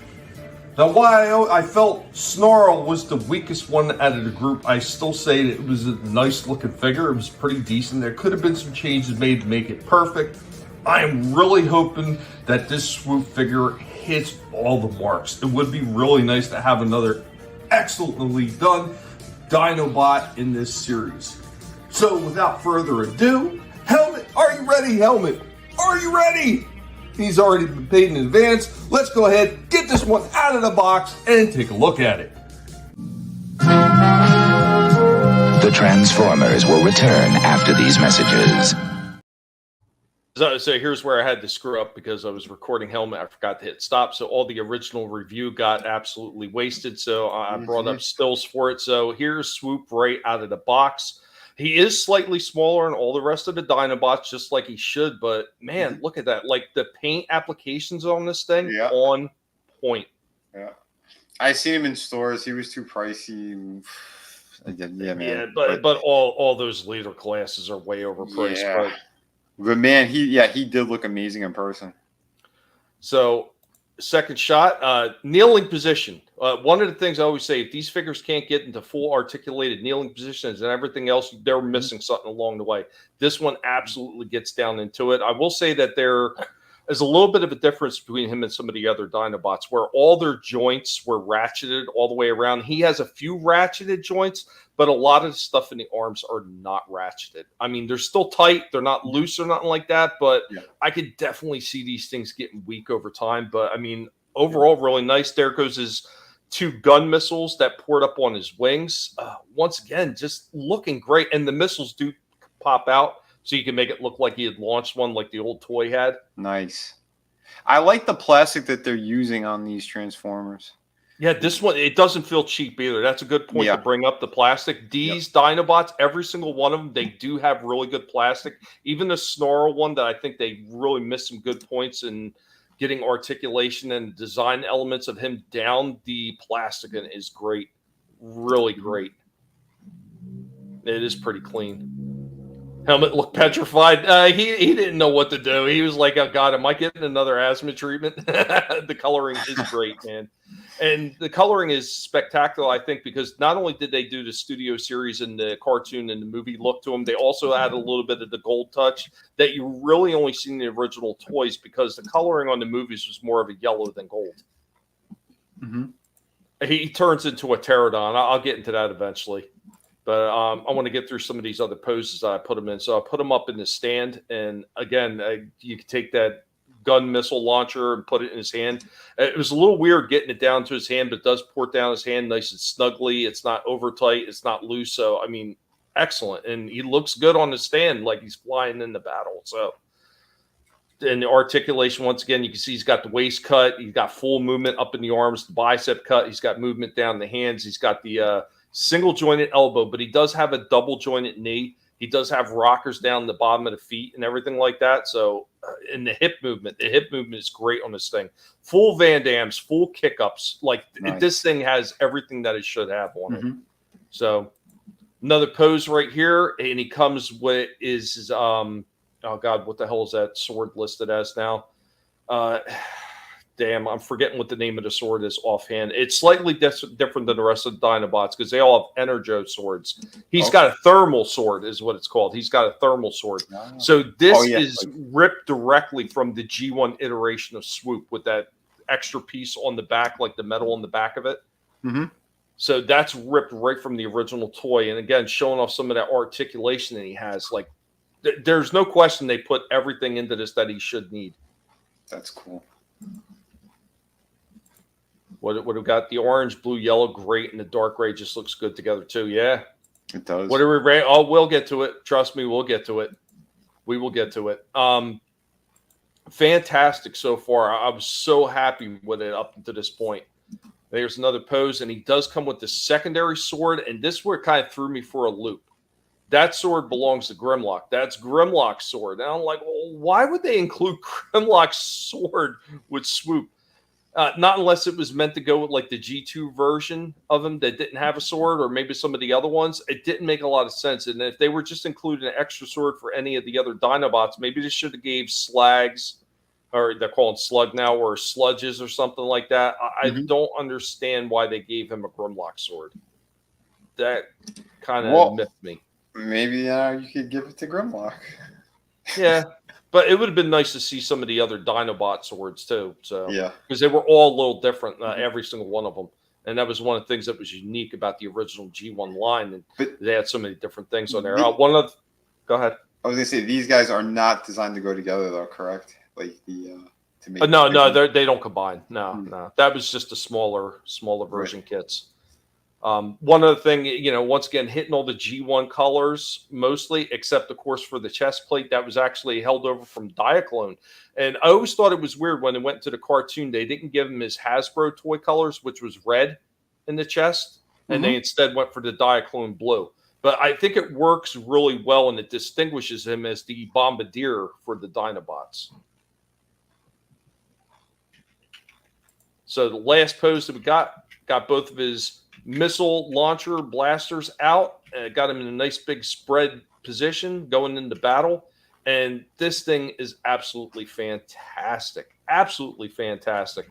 I do have a second part of this where I turn him into the Pterodon, and I'm going to show that in a second. But I just wanted to get over how absolutely great this thing looks, just posing out, putting him in different poses. Like, this thing is fantastic. And he is a larger figure, like I said, a little bit smaller than the other Dinobots, but he's still a very large leader class figure. And he's made very well. Like, this is quality right here from Hasbro again. And I haven't been seeing a whole lot of that with some of the purchases I made. Other than Gears, a lot of the other ones were really, really badly done. This one is just killer. You got to cut corners somewhere, right? Well, they didn't cut a lot of corners on this at all. I really think they did a good job. And there is something I'm going to add at the very end after I play the last video that I didn't catch until after I went to package it up, because I kept saying they couldn't have done that. They couldn't. But yeah, I messed up. I didn't see it at first, and I'm willing to correct my errors. Did they rename Slag because of British slang term? Yeah, that's exactly why they did it. And it's stupid, because Slag still exists in their blacksmithing industry too. So those stupid bundle of sticks. Mm-hmm. I was gonna say, so it's the first figure in the line and the last figure in the line are the best ones. Yeah, pretty much. Nice. And it's not to say there's anything wrong with Sludge and Slag, or Slug as they're calling them. They're both excellent figures, but I still say Grimlock and Swoop by far were the two best ones. Absolutely amazing figures. Yeah. Welding term, exactly. And they use that in Britain, so they could just miss me with that shit. So I'm going to play the second half where I turn them into Pterodon. We'll get down to the final thoughts, and here we go. We now return to the Transformers. Here we go with Swoop transformed into his Pterodon form. Showing one pose right here with the help of his hand. One thing I will say is it kind of drives me nuts that all the ports on this thing are not the exact same size. So when I port this stand piece, and some of these ports really tight fit, and other ones it's kind of sloppy and loose, could barely hold it all. Dimension sizes, Hasbro, dimension sizes. One more pose of Swoop here in this Dinobot form. We got his wings a little bit askewed to kind of give him that flying look, and as you can see, his mouth does open, and in that mouth there is a port in there. You can see it right there. There's a port in there, so you can put a fire blast effect or a flame effect into his mouth. There we are with our Studio Series 86 Swoop. I gotta say that there is a whole lot to like about this mold. I would say that the one takeaway is when he is in his pterodon form, you can see the chest. It's got a little bit of a cavity right here. This is supposed to pour together snugly, and for whatever reason on mine, it just does not hold together all the way. I don't know if maybe there's some loose plastic in there or something that wasn't trimmed off or something, but it is just not snapping together tight. Other than that, this one looks pretty damn good. I don't really see any problems in the way of articulation. The paint applications are there. Looks really good in both forms. Wish they would have included some more ratcheting joints like they did with all the other Dinobots, but other than that, this thing is an excellent pickup. I think as far as the other Dinobots concerned, this one stacks right up there with Grimlock and Sludge. Snarl is the weakest one out of the Dinobot group. Swoop, I think they did him justice. Guys, this is definitely this is a 9.5 out of 10. Can't get 10 out of 10 just because, yeah, there should have been some more ratcheting joints. This chest should snap together nice and tight. Other than that, this one is excellent. If it wasn't for those two tiny little misses, this thing would have got a 10 out of 10 all the way. This is a definite must buy, especially if you're a fan of those old school Dinobots. That is pretty impressive. What do you say? Mm-hmm. That's well balanced. If you could find a way to make him stand on one foot like that.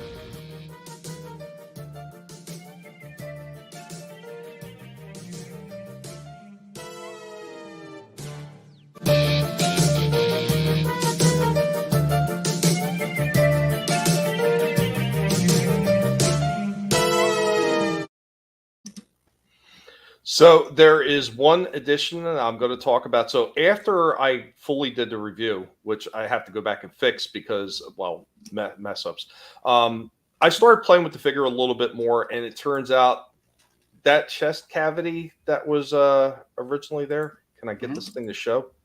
Why won't this show? It froze. Oh, there it goes.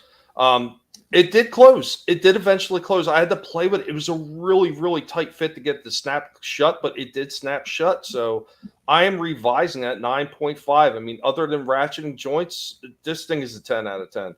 This thing is absolutely phenomenal. Granted, the only thing I'm worried is snapped together so damn tight. I'm worried about opening this thing back up when I go to transform him. But yeah, it hit everything that it needed to, and I think he looks fantastic. He does. Man. Any other thoughts on that one? No, I want it. It's fine. It's great. Cool. Gives to me. I love the fact that they are able to make him stand like that too, like in that last shot right there. Like that's how you see him in the 86 movie, sitting there. Swoop want to hit good part. Yeah. They're like kind of retarded when they're in their dino modes. Yeah. But I think he looks great. Just amazing piece overall. And I'm just so happy that they went full bore on this last one. And other than lack of ratcheting joints, the joints are tight. So there really is no complaint that they're not there. But it would have been nice since he's a larger figure. But I mean, overall, I am uber impressed with this damn thing. Amazing figure. And I can't wait to stack them up next to the other ones. Yeah, man. The robot form I really like. Yeah, no, they did a very good job. Oh, what's going on, Fester? What's up, man? What's up, Frank? Yeah, man. Beautiful piece. And it's really nice to be able to get two excellent reviews back to back like that too. I'm so tired of ragging on some of these figures, but if they don't do it right, I'm going to rag on it. When they do it right, like they did this one, I'm absolutely going to praise this shit. And Hasbro, you need to do more of that. Yeah. I don't know which guys you have working on stuff like Gears and Swoop, but those are the people need to be promoted to permanently doing the engineering on these things. Yeah. Everybody else needs to be fired and maybe impaled. I'm not arguing that. I mean, the prices are so damn high. How can you not justify putting your all into these damn things? And especially for the people that wait forever to see figures like this. You need to knock it out of the park. Absolutely.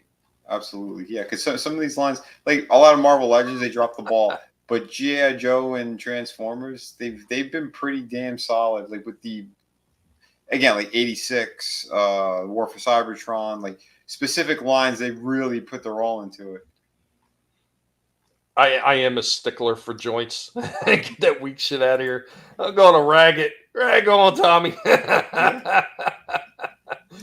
Firewood clouds, absolutely. Vinny, do you want me to throw one more up there as you're getting ready, or you could, yeah, or if anyone else wants to show anything. Slasher. All right, yeah, I'll show this. So, remember that Wolverine? No, it's not I got a picture to show. It's not anything I have. Okay.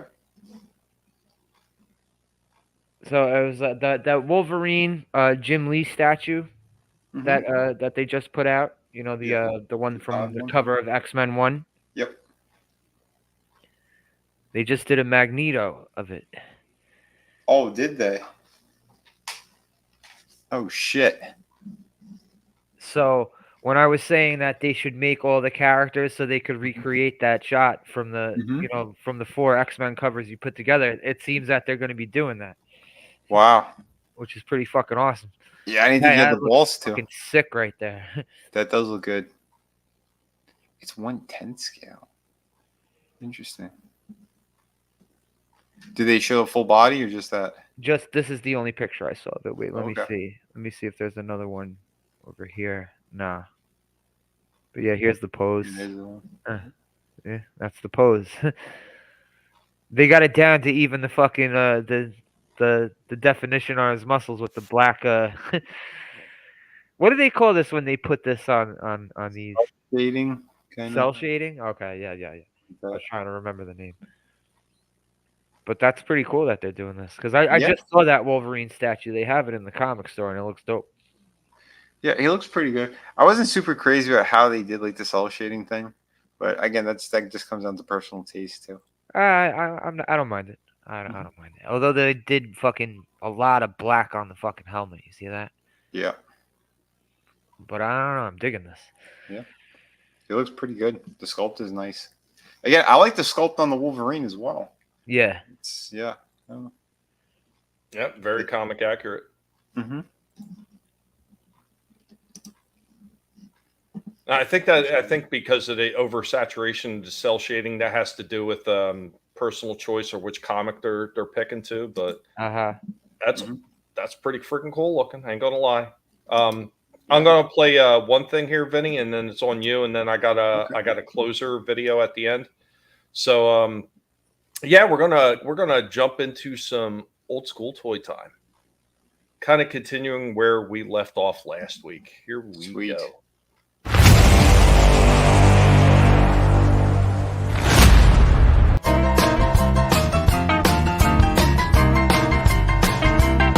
Our next comparison, we'll be doing Jazz, of course, like I mentioned, the hood, sometimes the doors and these back panels always break, and Baron Von Joy from the GoBots. Very relative in size, both of them are Porsches, so let's go ahead and we'll change Baron. That whole section pops right down, legs come out, these arms pop out like so. Trying to keep my big fat hands out of the way. That goes like that. This pops up. Whoop, caught the arm. The back section just pops around like that. And then these legs come up. And there you go with Baron Von Joy. And then, of course, with Jazz.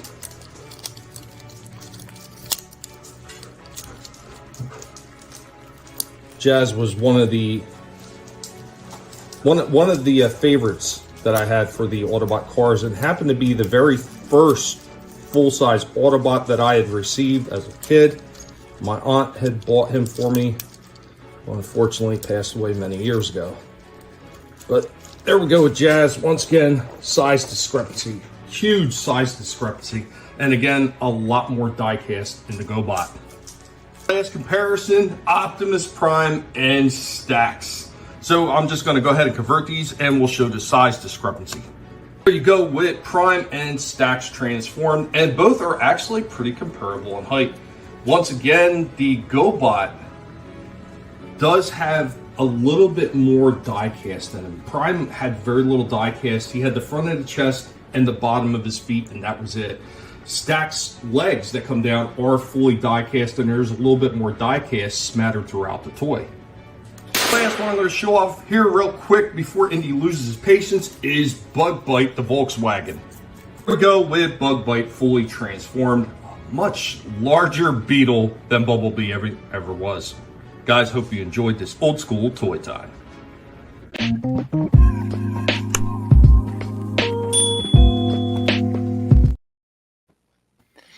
Yeah, I'm with Chris, man. Freaking that Jazz was amazing, though. I actually like that one a lot. I love that toy. It's such a great toy. And he was actually out of the cars like Blue Streak Prowl and him.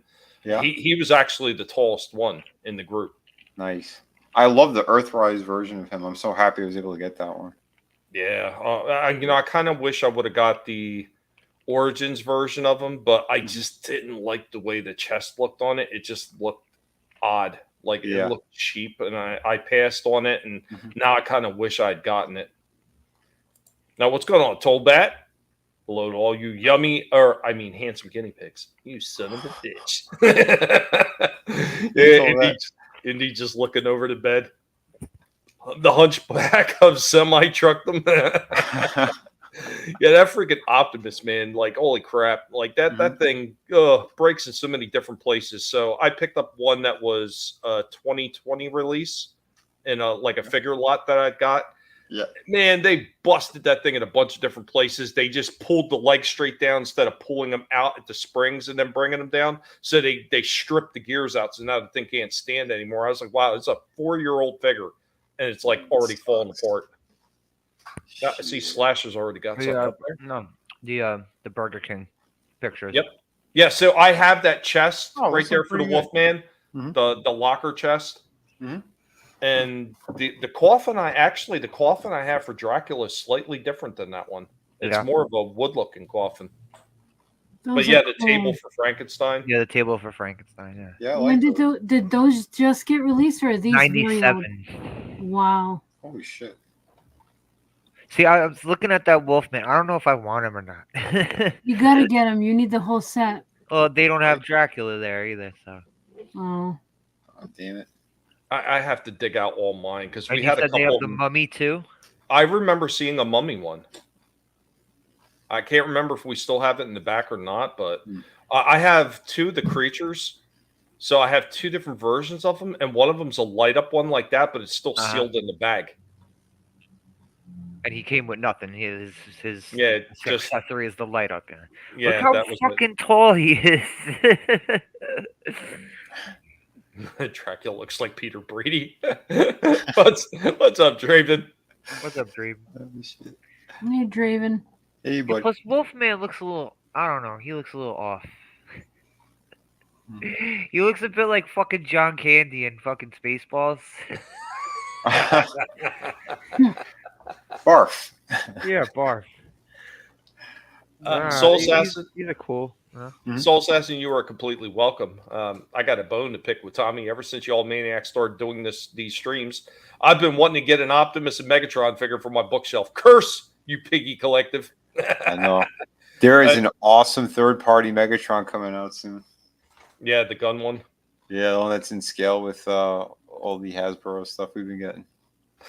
Wolfman looks like a Jewish kid in the horror movie.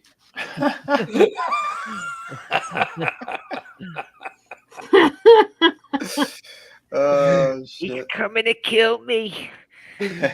But yeah, Vinnie. Yeah. All on you, buddy. All right, I got a really killer one that I know that Tommy he wants really badly too. And I thought I missed out on him completely, and then I saw him sitting on a peg the other day when I was in the store, so I had to get him. I got Dreadnought Torch. Awesome. And yeah, Lemmy from Motorhead. Yes. So yeah, this guy is killer, and I mean that's Lemmy. Come on, it really is. Yeah, awesome packaging. Again, this is how they're supposed to do it. Give us the window, give us cool artwork on there. Show us the figure in the back. They should make that motorcycle that's back there behind them though too. Bastards. Yeah, eventually they're gonna, right? Because they fucking would gave hope so. they made Road Pig with the motorcycle, didn't they? Didn't they give No. Road Pig? They didn't. They didn't. No, give Road him a Pig's motorcycle? he's coming out with the with his dog. I thought he had the motorcycle too. No, he's got the huge sledgehammer. Yeah, yeah. Yeah. It would have been cool, but yeah, no. Yeah, there's the barcode for the people who are looking for it, but yeah, because that chopper looks sick back there. But yeah, I don't know. I think it's just a Lemmy without the corn pops on his face. yeah. Oh man, they said he banged what's her face from Beetlejuice. Winona Ryder. Yeah. Well, yeah, she has. I think she has got quite a record of rock stars banged. That was a crazy broad. But yeah, this was pretty cool. This kind of bothered me though, like to have the flames on the pockets. That's something you'd see on a girl, not on a guy. So that's the only thing I thought kind of stupid on it. But other than that, the rest of the figure, yeah, man, this thing is very spot on to the character, and yeah, he looks awesome sitting with the other Dreadnoks. But he the one major issue, he cannot stand for shit because they kind of curved his boots. I can kind of tell the way you have him on the stand right there. Yeah, you have to rock his knees back like that. Yeah, he needed the peg in the foot in order for him to stand. That's the one downside to him. But everything else was, holy crap, is this thing nice. I could see why he sold out so quickly. But yeah. Yeah, he's got his double pistols. Those are cool. There's a hole in them, so if you want to put the effect in there to make it look like he's actually shooting, or if you have like the smoke effect, you can do that too, which is cool. Because yeah, the other G.I. Joe classifieds have it. I think that's something they should start adding into every single G.I. Joe figure. Put a couple of those blasts in there. It's not going to take much to do that. You know, the detailing I think on there is really, really nice. So good stuff there. Frankie, he sent me a photo of something off of the Spanish channel. Someone had a Megatron in the background during a newscast. Oh, that's funny. But yeah, his whole blowtorch thing. This thing is killer with the skull and the fire coming out of the eyes. And they give you the 3 different effects to put in the front, so you could have a variety of how you want to display this guy. So here's the big blast effect there, like more of the stream. I've seen a lot of people do it upside down. This is how it's supposed to be because it's the weight of it, like the liquid coming out like that basically catches on fire. Because I've seen a few people review it like the wrong way. But yeah, you could have the big blast as well. So there you go. Like, that's pretty cool. So depending how you want to do it, there you go. And I do like that they gave you even the smaller piece so that it's just kind of, it has to stay lit in order for it to actually work. If you had one in real life. So they gave you that one as well. So very cool. And depending how much space you have or not on your shelves, you can put the short ones on. No, it's just KS. They don't have the C in there. Hmm? Yeah, there's no C. It's NOK, yeah. But yeah, come on, that face, man. Do you want him to start singing on stage? He's gonna start singing Ace of Spades any minute now. Right? Ace of Spades. What up, Scrambles? Yeah. Well, like the detail they did with the chain belt. Yeah, man. The paint application is so good on this guy. Very, very clean.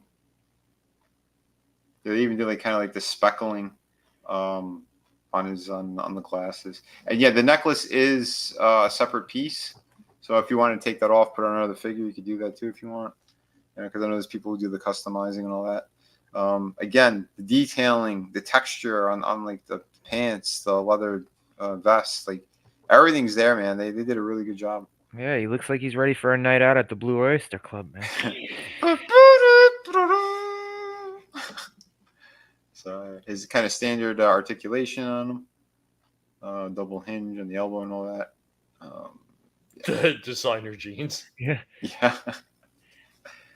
Because that's exactly what the Australian gang guys do, right?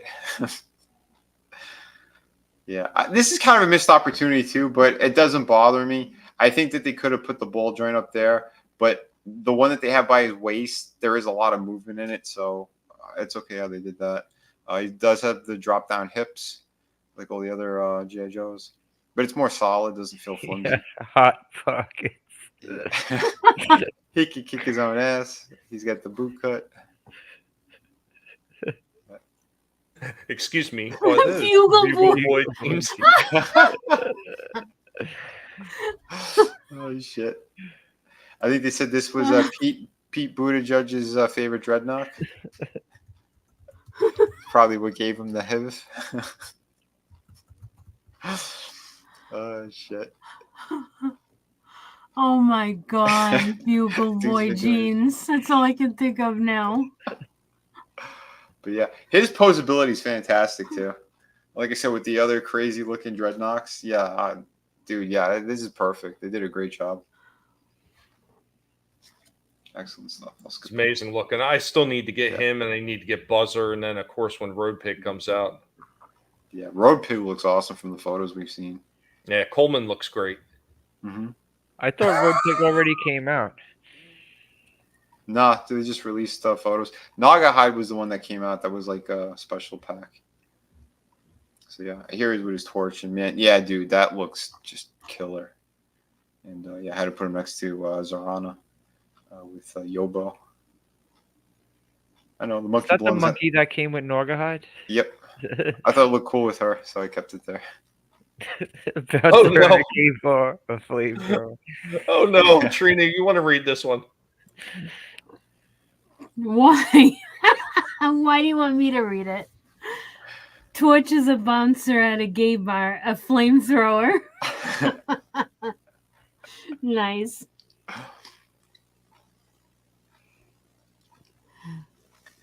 You know, that's good shit though. I got to get the other ones back out and put them all together. I'll probably do it like for a short or something. I can't wait till they release Xandar too. The early photos of Xandar look absolutely great. Yeah, they do. Yeah, so for Road Pig and Xandar, those are the only other ones I've seen them that they showed. I agree. Monkey Wrench should be next. Monkey Wrench, yeah. Well, they also still have Zanzibar, who is the pilot of the Swamp Skiff, and then they still have Thrasher. Okay. That ain't bad, though. Yeah, I forgot that they kept tacking more of them on there. It should, Chris. I wish they would have did that with Zartan, too. Yeah. I thought, no, they had done, I think it was a Comic-Con exclusive, where they had the one like the blue skin. Oh, really? Yeah. Sons of bitches. I saw that somewhere, yeah. Same thing like with Dr. Mindbender. The only way you could get him is from San Diego Comic-Con, and that thing sold out in a heartbeat. You know? And then again, and like Serpentor, he's another one. You know, it was only off of their stupid website. They never re-released them or nothing. But yeah, I gave him a 9.5 because this thing is beautiful. The pockets are the only thing that bothered me, and that he couldn't stand. He needs a stand in order to. Yeah, so the flaming cheeks was definitely a drawback. Yeah. Yeah, so I mean, again, they come so close to making these perfect things, but I got to say 9.5 is an amazing score. And yeah, these classified figures, they've been hitting home runs with almost each and every one of them. So it's really good to see. Well, Shifty, I would probably beg to differ a little bit. So some of the photos I seen of the Road Pig one actually look pretty good, and I wasn't 100% sure about Naugahyde at first because some of the early photo releases didn't do it any justice to the figure that came out. Yeah, in person, it's killer. Cotton, always got to take it there, don't you? What does he want to fuck? The figures. Oh. Yeah, Chris was saying they on his backpack they misspelled Knox. Well, those guys can't read or write, so it makes sense that they misspelled it. They were dummies. They were dummies in the comics and the show. They were not smart. Oh man.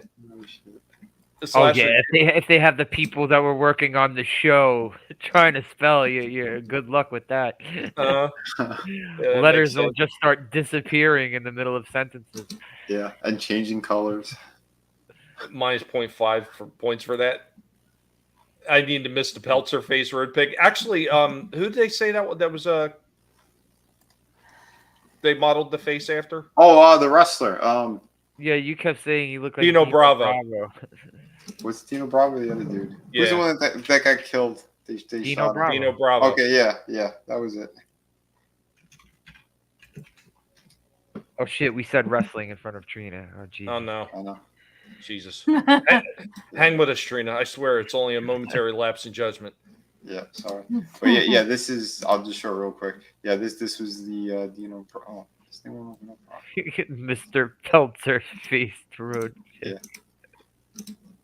Yeah, this is that's Dino Bravo, and it's the same shape, his face with the blonde hair, everything, except they gave him like a flat top kind of thing. But yeah, that's what Road Pig looks like. They definitely modeled it after him. Thank you, Curtis, as always. Appreciate it. I'm not wearing a certain shirt. Do you know what it means? Get on that then. Get on that. So I got one more review here for you guys. This one is Halloween themed. Oh, before you do, yeah, there's the Road Pig. Yeah, I think it's going to look better once I get done with it. Well, I don't yeah, like the stomach tattoo, man. They should. No, the stomach tattoo was stupid, but yeah, they gave him the two different heads. Yeah, so there's the full package. I love that they included the cinder block hammer with it. Yeah, like the original one. Yeah, that was really awesome. Of course, when you think about that, that's the dumbest weapon ever. That's like a one hit and done. Yep. Yeah, it is. Oh, did you guys ever see the second Road Pig they did for the OG line? The with the really one, shitty the colors. Orange. Oh my god. Oh, it's the same with that Zartan one they did with the weird. Yeah, that neon figure would be colors. cool if he wasn't Zartan. I would really like that figure more if it wasn't called Zartan. Yeah, there's the OG. Yeah, and he had the wrist crossbow. Mm-hmm. That was cool. But yeah, Road Pig was the most roided of all the fucking GI. Road Pig, Big Boa, and Naugahyde were the most roided of all. One of the what was it? It was the guards. One of the guards was pretty big. Which guards? It was like the Nemesis Enforcer and the. No, they made him puny looking. They made the Nemesis Enforcer figure puny compared to the way they had him. Well, the classified one, he's going to be a beast. They did him in the proper scale. Oh, I mean the OG one. Yeah. I remember they had to change his name too. I remember him being bulky compared to the other figures. But we have that one. He looked very wimpy. I have to dig that out. Yeah, I'll bring up a picture of him. Okay. They changed his name too. I forgot what they changed it to. Like Nemesis they Immortal came or in the something. 3-pack. It was the guard, it was the Nemesis Enforcer, and Globulus. Which we have our Globulus in the back, but man, that tail is done. That freaking because they left the holes in there so moisture can get in and just destroy that freaking little wire. Oh, that sucks. Yeah, he had a little bit of size to him as well. Yeah, I brought up the number. Yeah, look at him. Yeah, he was small. He's wimpy looking. He was still bigger than the regular Joes, though, because they made him. Yeah, but like the way they made him in the cartoon, he was fucking jacked. Mm-hmm. And his wings are crappy. Yeah, they could have did a lot better of a job on that. Just look like little bat wings. It looks like someone ripped the head off one of those little rubber bat toys. Yeah.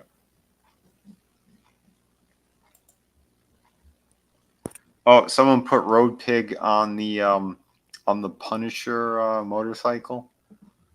There was a Punisher that came out a couple of years ago, which it was like a better Marvel Legends one where he had just like the black T-shirt with the skull.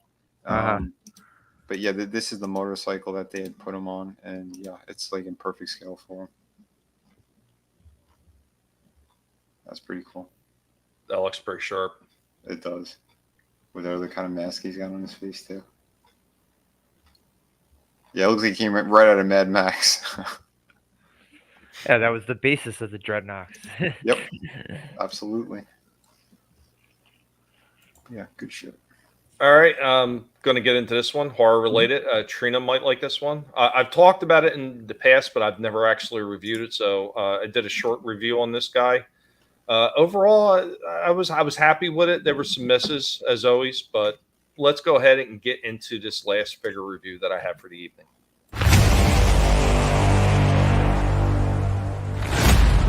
Welcome back. This is spooky time, and who's hidden behind the cemetery gates?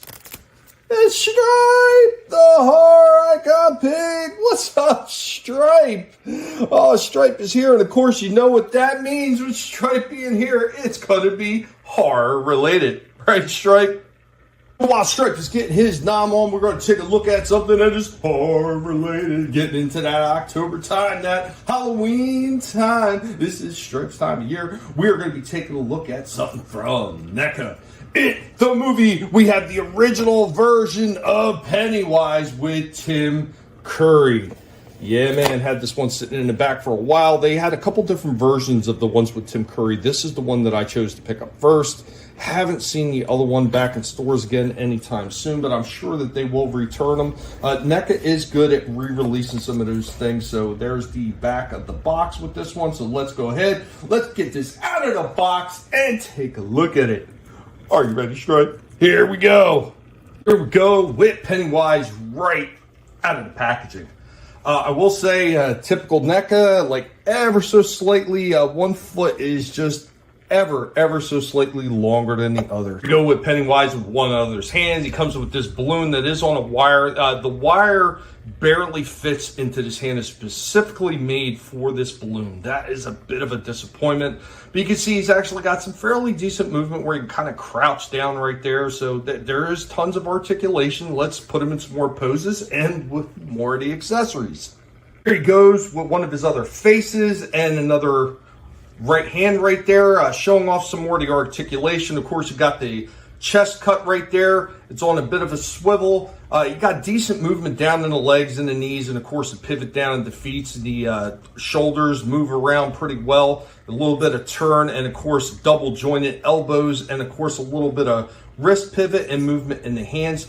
The head is a little bit of a problem on this one. So even though there's a ball at the top, the limitation is huge. We go with Pennywise with his last head and his last two accessorized hands. Really amazing detail in this figure. Like, really, just get down and look at the face on that thing and the detail that they put in these two hands right here. And he has this little book piece with the hand coming out of the picture. So the little scrapbook with the picture of him with the hand coming out, that is pretty cool. I like that piece. That is pretty sharp. Overall, I gotta say that this one looks great. It looks amazing. A little bit of a lack in the way of articulation, but you really need it with this figure. We're gonna go ahead and we're gonna give this an 8.5 out of 10. Yeah, that guy looked great. He looks awesome. I have one of the original. He's a different version than that one though, but I like that one with the book. Yeah, I like that. When I seen the scrapbook in there, I was like, oh yeah, I'm getting that one, because I seen the other one that comes with the little paper boat for Georgie. That was the other one that I seen, and I thought this one looked better. It really was disappointing that wire, and that's all bendy wire in that thing too. It barely fits in that hand that was made specifically for it. And the other thing I talked about with the head's got very little movement. If you move the head back even just a little too much, it pops right off that ball. And it's the original single ball for the head that's fixed into the base, and the plastic's weak, so you can feel that pin for that ball wiggling around every time you go to put a head on. And it feels like if you do it too many times, it'll snap right the hell off. Wow. That sucks. That's why he got an 8.5, is mostly because of the head. I mean, the articulation down the bottom of the legs, why it's okay. It's not great. And that diaper thing that they have around the waist, it really does restrict the legs moving a bit. So That's why I got an 8.5. It looked great though. I mean, the detailing was there 100%. Yep. Yeah. Stripe is the Robert Smith of guinea pigs. Stripe is a confirmed killer. I want everybody to know that. He is a confirmed killer. He has killed another pig. That's why he's separated. I like the little house you put him in. The little Oh, cemetery. yeah. I seen that at, I want to say it was Ross. Oh, no shit. Yeah, I was like, oh, shit. That is just too cool. I got to have that for the pigs. Very cool. 10 dragons, 10 goats, 2 ducks, and 5 chickens. We're back to trading. Collectible Past, animal trading for figures. I love it. But yeah, that's all I have, Vinny. Did you have anything else? No, that was everything for me. All right. Slasher? No, I'm tapped out. Tapped out? All right. Tony, do you have anything you want to show? All right. Yeah, maybe next time, because I have them all on my wall right now, so it'll like take a little bit to take them off. And okay. But yeah, I've got some basically video game toys and Nintendo toys, so I will try to make it on next week. I'm working all days next week, so yeah. All right, cool, man. You got any Punch Out toys? Sorry, Tom. No, you're fine. You got any Punch Out figures, Tony? No, but that would be awesome. That's what I'd like to come across. We do have one more thing to get to. Tony had asked at the beginning. Tony, you wanna lead in for what you asked about earlier? Yeah, well, Papa Cotton had mentioned his like least favorite toy or dumbest toy he had ever owned, and it had me thinking about mine. And then I wanted to ask the panel as well, and even the chat, maybe what are the dumbest toys that you've owned from your childhood or just whatever. And mine, without a doubt, number one, it got a lot of hype. It was featured in a movie before it hit the shelves, and then they had a whole marketing campaign that made it look amazing, and it was the Power Glove from Nintendo. And it was featured in The Wizard. That kid Lucas played, I believe, Rad Racer with it. Yep. And then, the whole marketing campaign showed, speaking of Punch Out, it showed children playing Mike Tyson's Punch Out with this Power Glove, and it looked, I mean, like the coolest thing. So I get it as one of my either birthday or Christmas presents. Like, it was my big present for the year, Yeah. And this fucking thing. Number one, obviously the internet wasn't the thing. Instead of the internet back then, we had 900 numbers or Nintendo Power. Exactly. Yeah. And you needed a code for each NES game. Yes, and it comes with like 2 or 3 codes. And like one is, they didn't even come with the code for Punch Out, I don't think. It came with like Super Mario Brothers, which who wants to play Super Mario Brothers with like hand motions like that, if there was a game made for just an average controller, Super Mario Brothers. But not only did it barely work, and like the hand motions and things you were supposed to do didn't really work with it, but yes, it only came with a couple codes. So if you wanted to play like Mike Tyson's Punch Out as advertised on the commercials or any other game, you did have to call a 900 number, which I don't remember how much Nintendo Power was back then, like $3, $4, $5 a minute, something like that. But it wasn't cheap, especially for its time. And yeah, that thing, it plugged into the NES like a normal controller would. It had that little port on it and everything. And I had the D-pad on it too, right? Didn't it also have the D-pad on it, like on the fucking part, like on the wrist? I could probably pull up an image of it just for those who don't remember. But yeah, this thing, needless to say, I was a little kid. And here, I'm going to share a image of it now. But needless to say, I was a little kid, so I didn't necessarily have the money to be calling Nintendo and And cursing at getting codes from them for something that really wasn't worth it anyway. And Yeah. here's all the Yeah, see, there's the D-pad. Yeah. Yeah. And like there's the 0 through 9. You'd have to like hit program and enter in the code and then hit enter. And this is obviously the Japanese version, but it's the same as the version of the Famicom right You here. guys see it says down. Yeah. So, needless to say, I don't see a wire on this one, and mine looked similar because I cut the wire off eventually and just used this thing to play Terminator or whatever else was going on in my mind. But yeah, not the best product from Nintendo, but I mean the marketing campaign was great. And again, it was featured in the Wizard. I mean, it seemed like the coolest piece of technology at the time, but it ended up being the dumbest toy. You know what? As far as Nintendo, Tony, I would have to disagree. The Power Glove isn't the worst. I thought the Virtual Boy thing was worse than that because that looked horrible. Was that the one that was all red and you had to? Yeah, it looked like a pair of binoculars. Yeah, you had to use it like binoculars on a fucking tripod or something. Jesus. Yeah, it had like 11 total games before it was discontinued. Sad story about the Virtual Boy, though. The same guy who designed the Virtual Boy was the one who designed the Game & Watch and really helped Nintendo, like, pioneer Nintendo into the video game market. And because of the Virtual Boy, he was let go.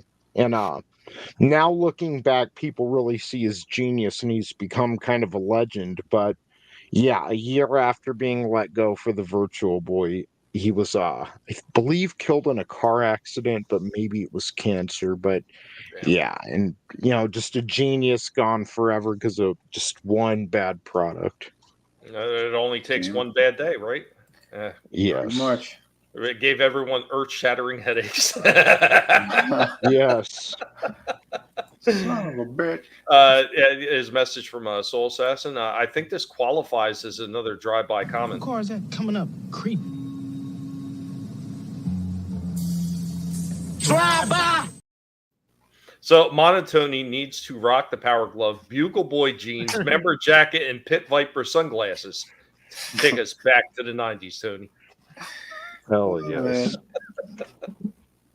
I'd say instead of Bugle Boy jeans, you get a pair of fucking Miami Dolphins color Zubaz. Oh no! You get some of the Gap jeans with the designs on them. Yeah, I think the Dolphins colors are the fucking worst. I always hated that.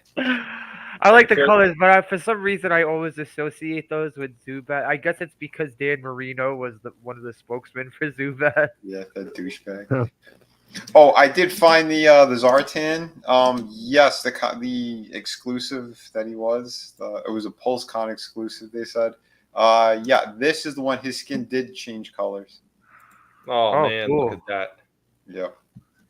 Now, see, it would have been really nice if they included like that Walmart special edition where he had the blue highlighted armor plates. If they would have did that with the color change.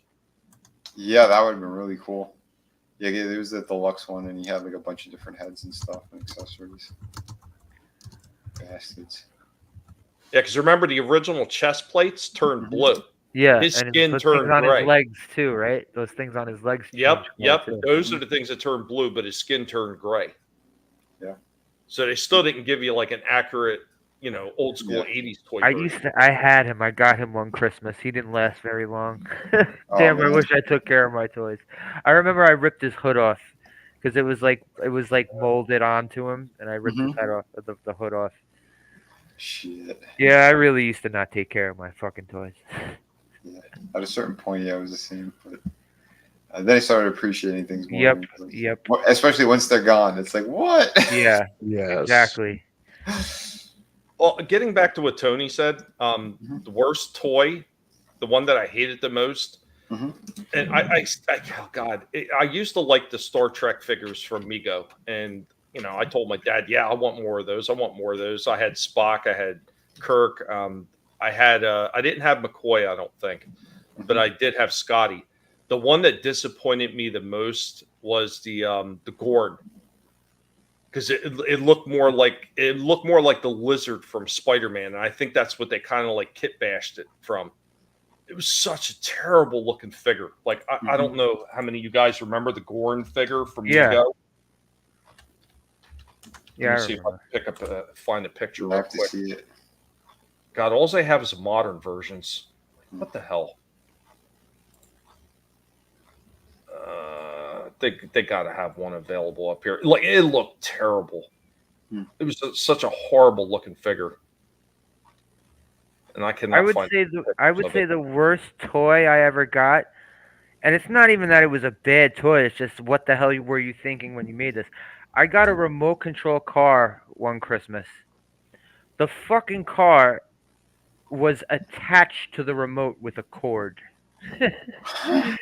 So I guess in order to run that thing all up the block, you have to fucking run behind the car too, like an idiot. It was so stupid. Oh God! All right, here we go. I found something, but it's got like all the figures together, so you'll know the Gorn is the lizard guy. So you'll see it. Oh see yeah. Green in the back, horrible looking. What did they do to his fucking head?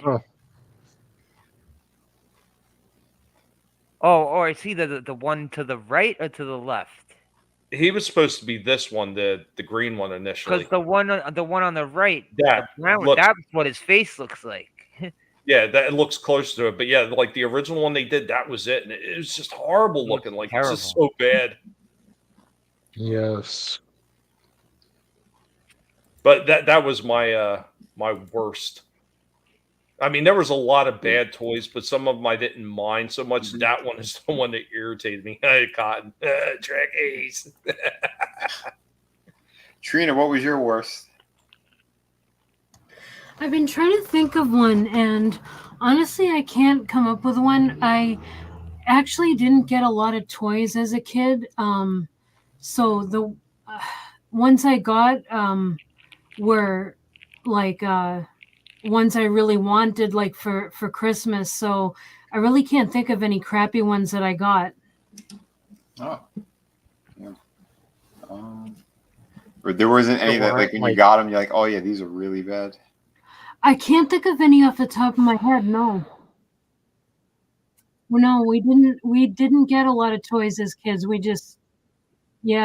couldn't afford them. Yep. Well, then what was a toy that you wanted and never got? One Mountain. I remember is I really wanted a real Cabbage Patch Kid, and I never got one of those, and all my friends had one. Oh. So that kind of. It's funny you should say that, because Chris right here talking about a black baby knockoff Cabbage Patch Kid. Yes, Chris gave you a black one. I did. Oh God, a black. Yeah, I did get actually a knockoff Cabbage Patch Kid. I think back then they were called Corn Silk Kids, the generic versions, and I liked it. I appreciated it. I mean, I could brush its hair. And that was a thing for me, like my Barbies. So I want to make cauliflower kids now. I think that was the difference with us growing back in, the olden days, back when people appreciated things, because you didn't always get tons of things, but the things you did get, you appreciated. That's why I said, like, probably mine was the Mego figure, just because it didn't look anything like the character from the show. So. But yeah, I mean, I definitely, it wasn't like I didn't appreciate getting it, but it was definitely like the worst looking thing that I'd gotten. There was a couple of bad ones I had gotten as a kid. My father got in some knockoff shit from like Japan or something. Where he had his shop, like a couple stores down, there was like this little Chinese like vendor guy, and he would have a lot of figures. He'd get like some of the OG Transformers, like before any of the stores got them, but he'd only get like one, maybe two, because they were like, he got them right off the boat, or whatever his contact was, and he had a couple of bootleg things too. And there was one, like, it was like a ninja figure, but like you could take the armor off, and his body was like a gummy, stretchy thing. I remember whatever the material was making me sick. Shit, these sound fuck. He came with a bunch of weapons, right? Yeah, he came with a shit ton of weapons. Yeah, But, they like, made a couple. One of them was a ninja. They made different themes to these. Oh man, Yeah, they were like all dark these. brown or black. Yep. Like when you took all the armor off, and whatever Yeah, I the remember material them. was, the oil and shit came off on your hands. Like, oh, it was disgusting. I might have had one of those guys back in the day too. They Yeah. came with a shit ton of weapons.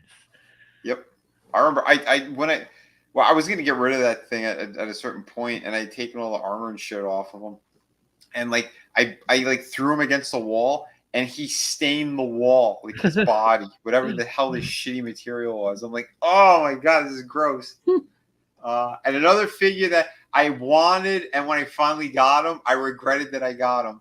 Skunkor, the original Skunkor. The smell of that thing was like Stinkor. Oh, Stinkor, yeah. My bad. Yeah, Stinkor. Holy shit. He was like really cheap knockoff cologne. You know, it was Didn't I don't know the what smell run out after a while though. it did, but when you first opened them up, you wanted to vomit. Well, they included like little tablets or something with them to keep the smell going.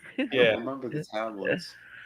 Well, I remember I was watching the one where they were talking where they were producing it. They said that the warehouse, when they were making that one, it stunk to the high heavens because of the tablets.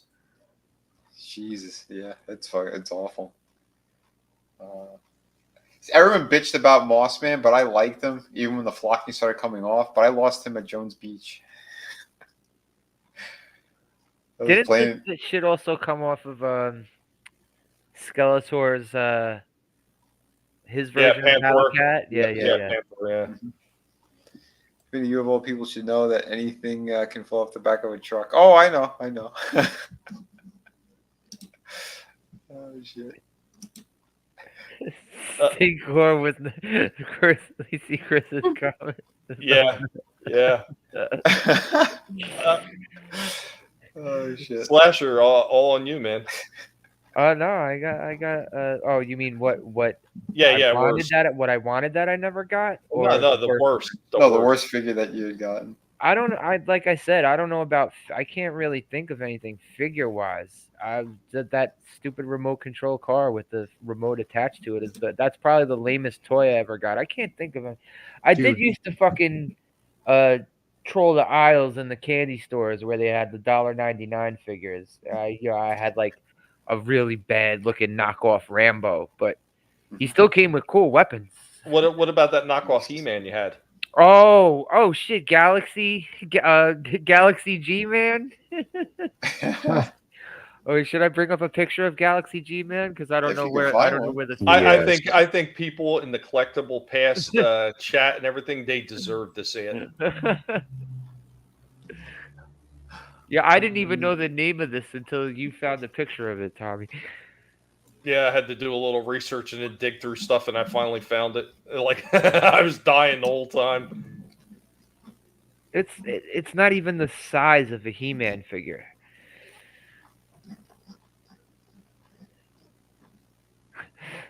So yeah, this is the figure that came with it. This little lame ass looking He-Man figure. His legs.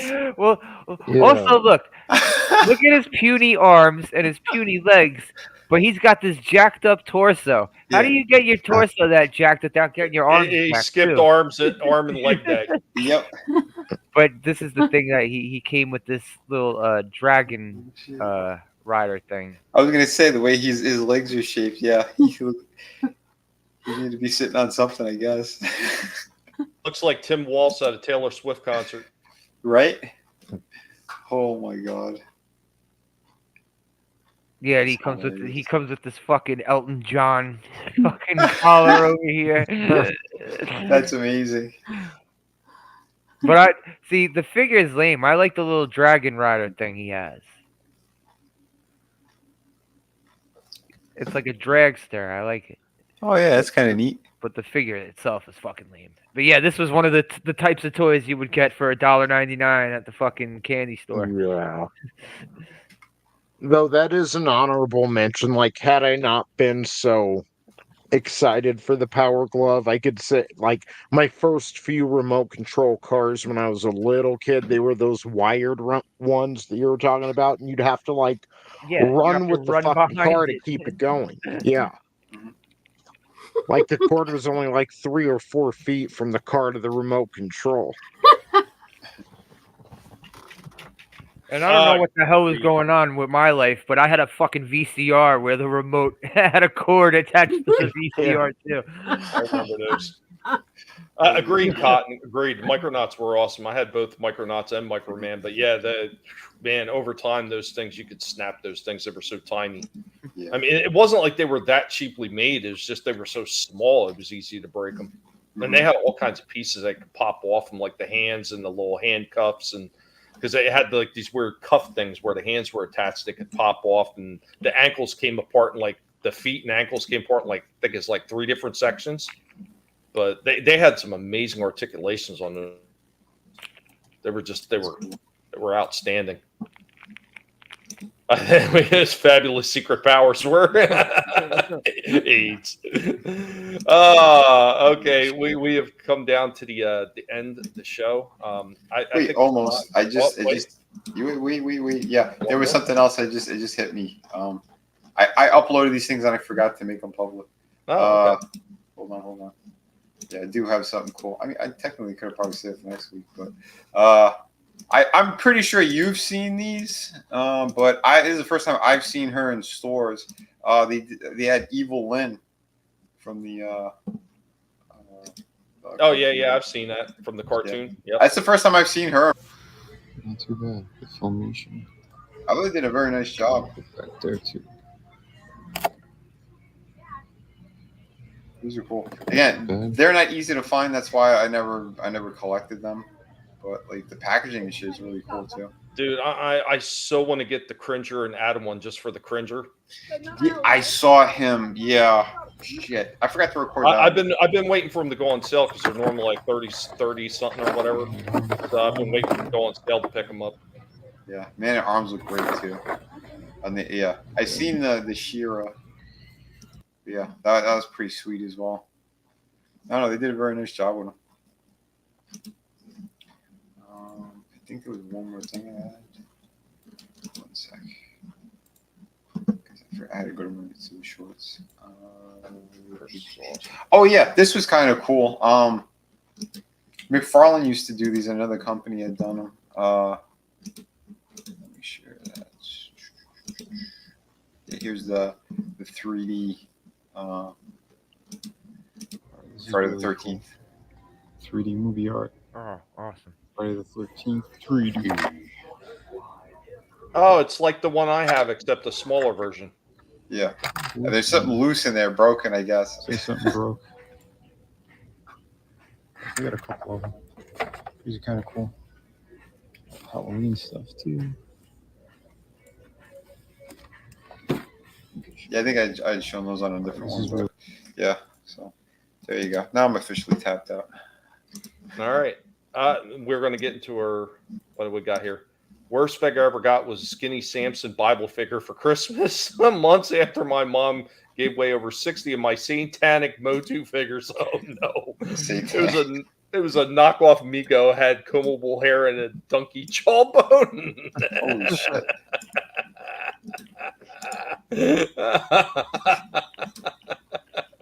That really delighted Tommy. Oh god damn, that shit is fucking hilarious. Last segment of the night. Are you ready? Yeah. Here we go. Ladies and gentlemen, it is now time for the Golden Trina Award for the best review of the night. All right. I'm gonna give it to Slasher tonight for his old school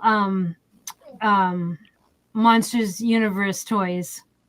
Cool. I dig those. Thank you. Yep. Speech. You like me. You really like me. Thank you. That was better than Tommy's. Fuck you, I'm the best. So humble. I know. I'm working on it. I really am. Congratulations, Slasher, on the Golden Trina. He's not a gracious winner. That's the problem. No. I'm a horrible pig, and I make no bones about it.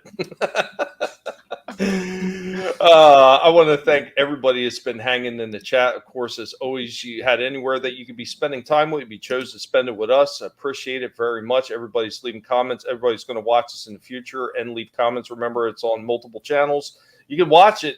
Just pick and choose. Whoever's got this up is part of this team, and they're more than willing to stream this to their platforms of choice anytime they want. Any last words? I'm going to pass it around, of course, as I always do, to everybody on the panel. I think we're going to start with our Golden Trina Award winner for the evening. So, Slasher. Shitter was full! Thanks for letting me chill and talk toys. Later tonight I'm going to be playing Ghouls and Ghosts for Sega Genesis. It's spooky month, so I'm going to be playing games with like monsters and shit. Hell yeah. That's it. That's it. Awesome. Always a pleasure. Let's kick it on over to. Hey, I'm stuck! I can't transform! Ow! Thanks! I think. All right. Well, this is a great stream. It's fun hanging out with you guys, and nice to see everybody in the chat. You can, of course, you all know my YouTube channel at Real Horror, REEL, here on YouTube, and catch me on Wrestling with Horror 420, the ETEB's channel, on Tuesday nights at 8:35 p.m. Eastern for our horror movie reviews. That's about it. It was great hanging out with you guys, and hope you all have a great night. Trina, I'm glad that you were able to join us again, and hopefully have some laughs. I know you'll be thinking about Bugle Boy jeans for the rest of the evening. Gosh, bagosh. All right, let's throw it on over. It's me, Mario Kartitis. Oh no!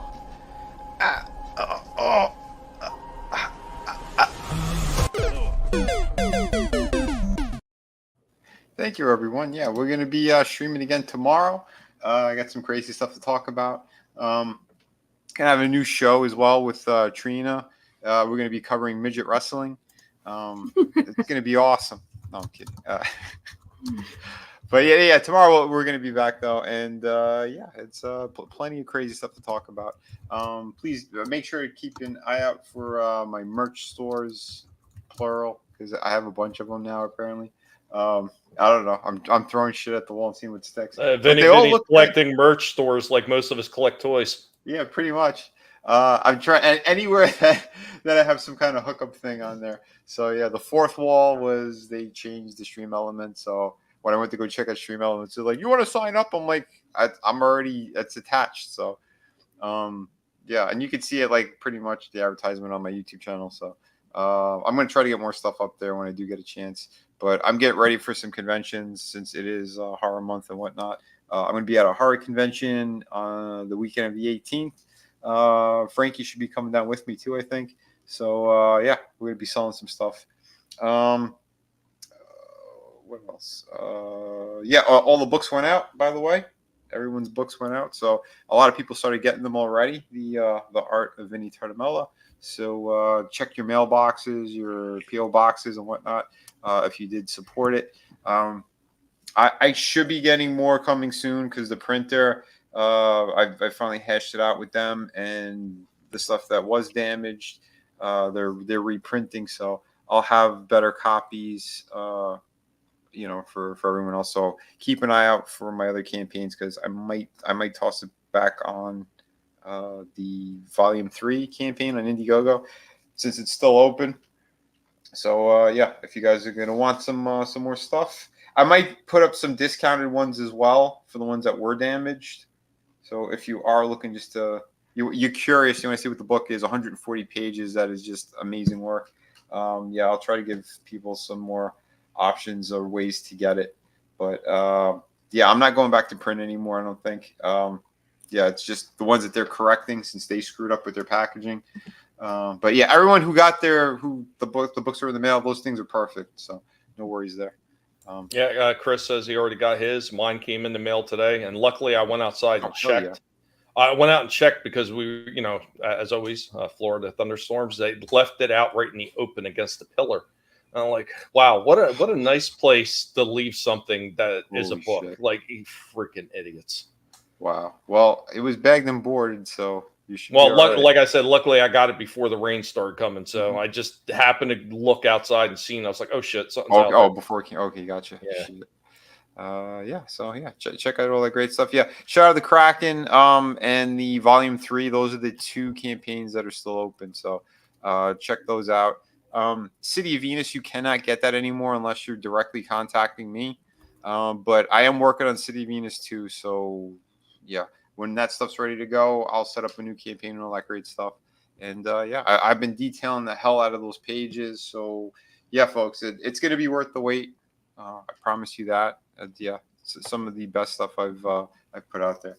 And in comparison to what you've seen in the Mystique book earlier, yeah, it's night and day, the quality that I put out compared to the shitheads at Marvel. So yeah, thank you everyone. And yeah, tune in tomorrow around 5 p.m. God bless.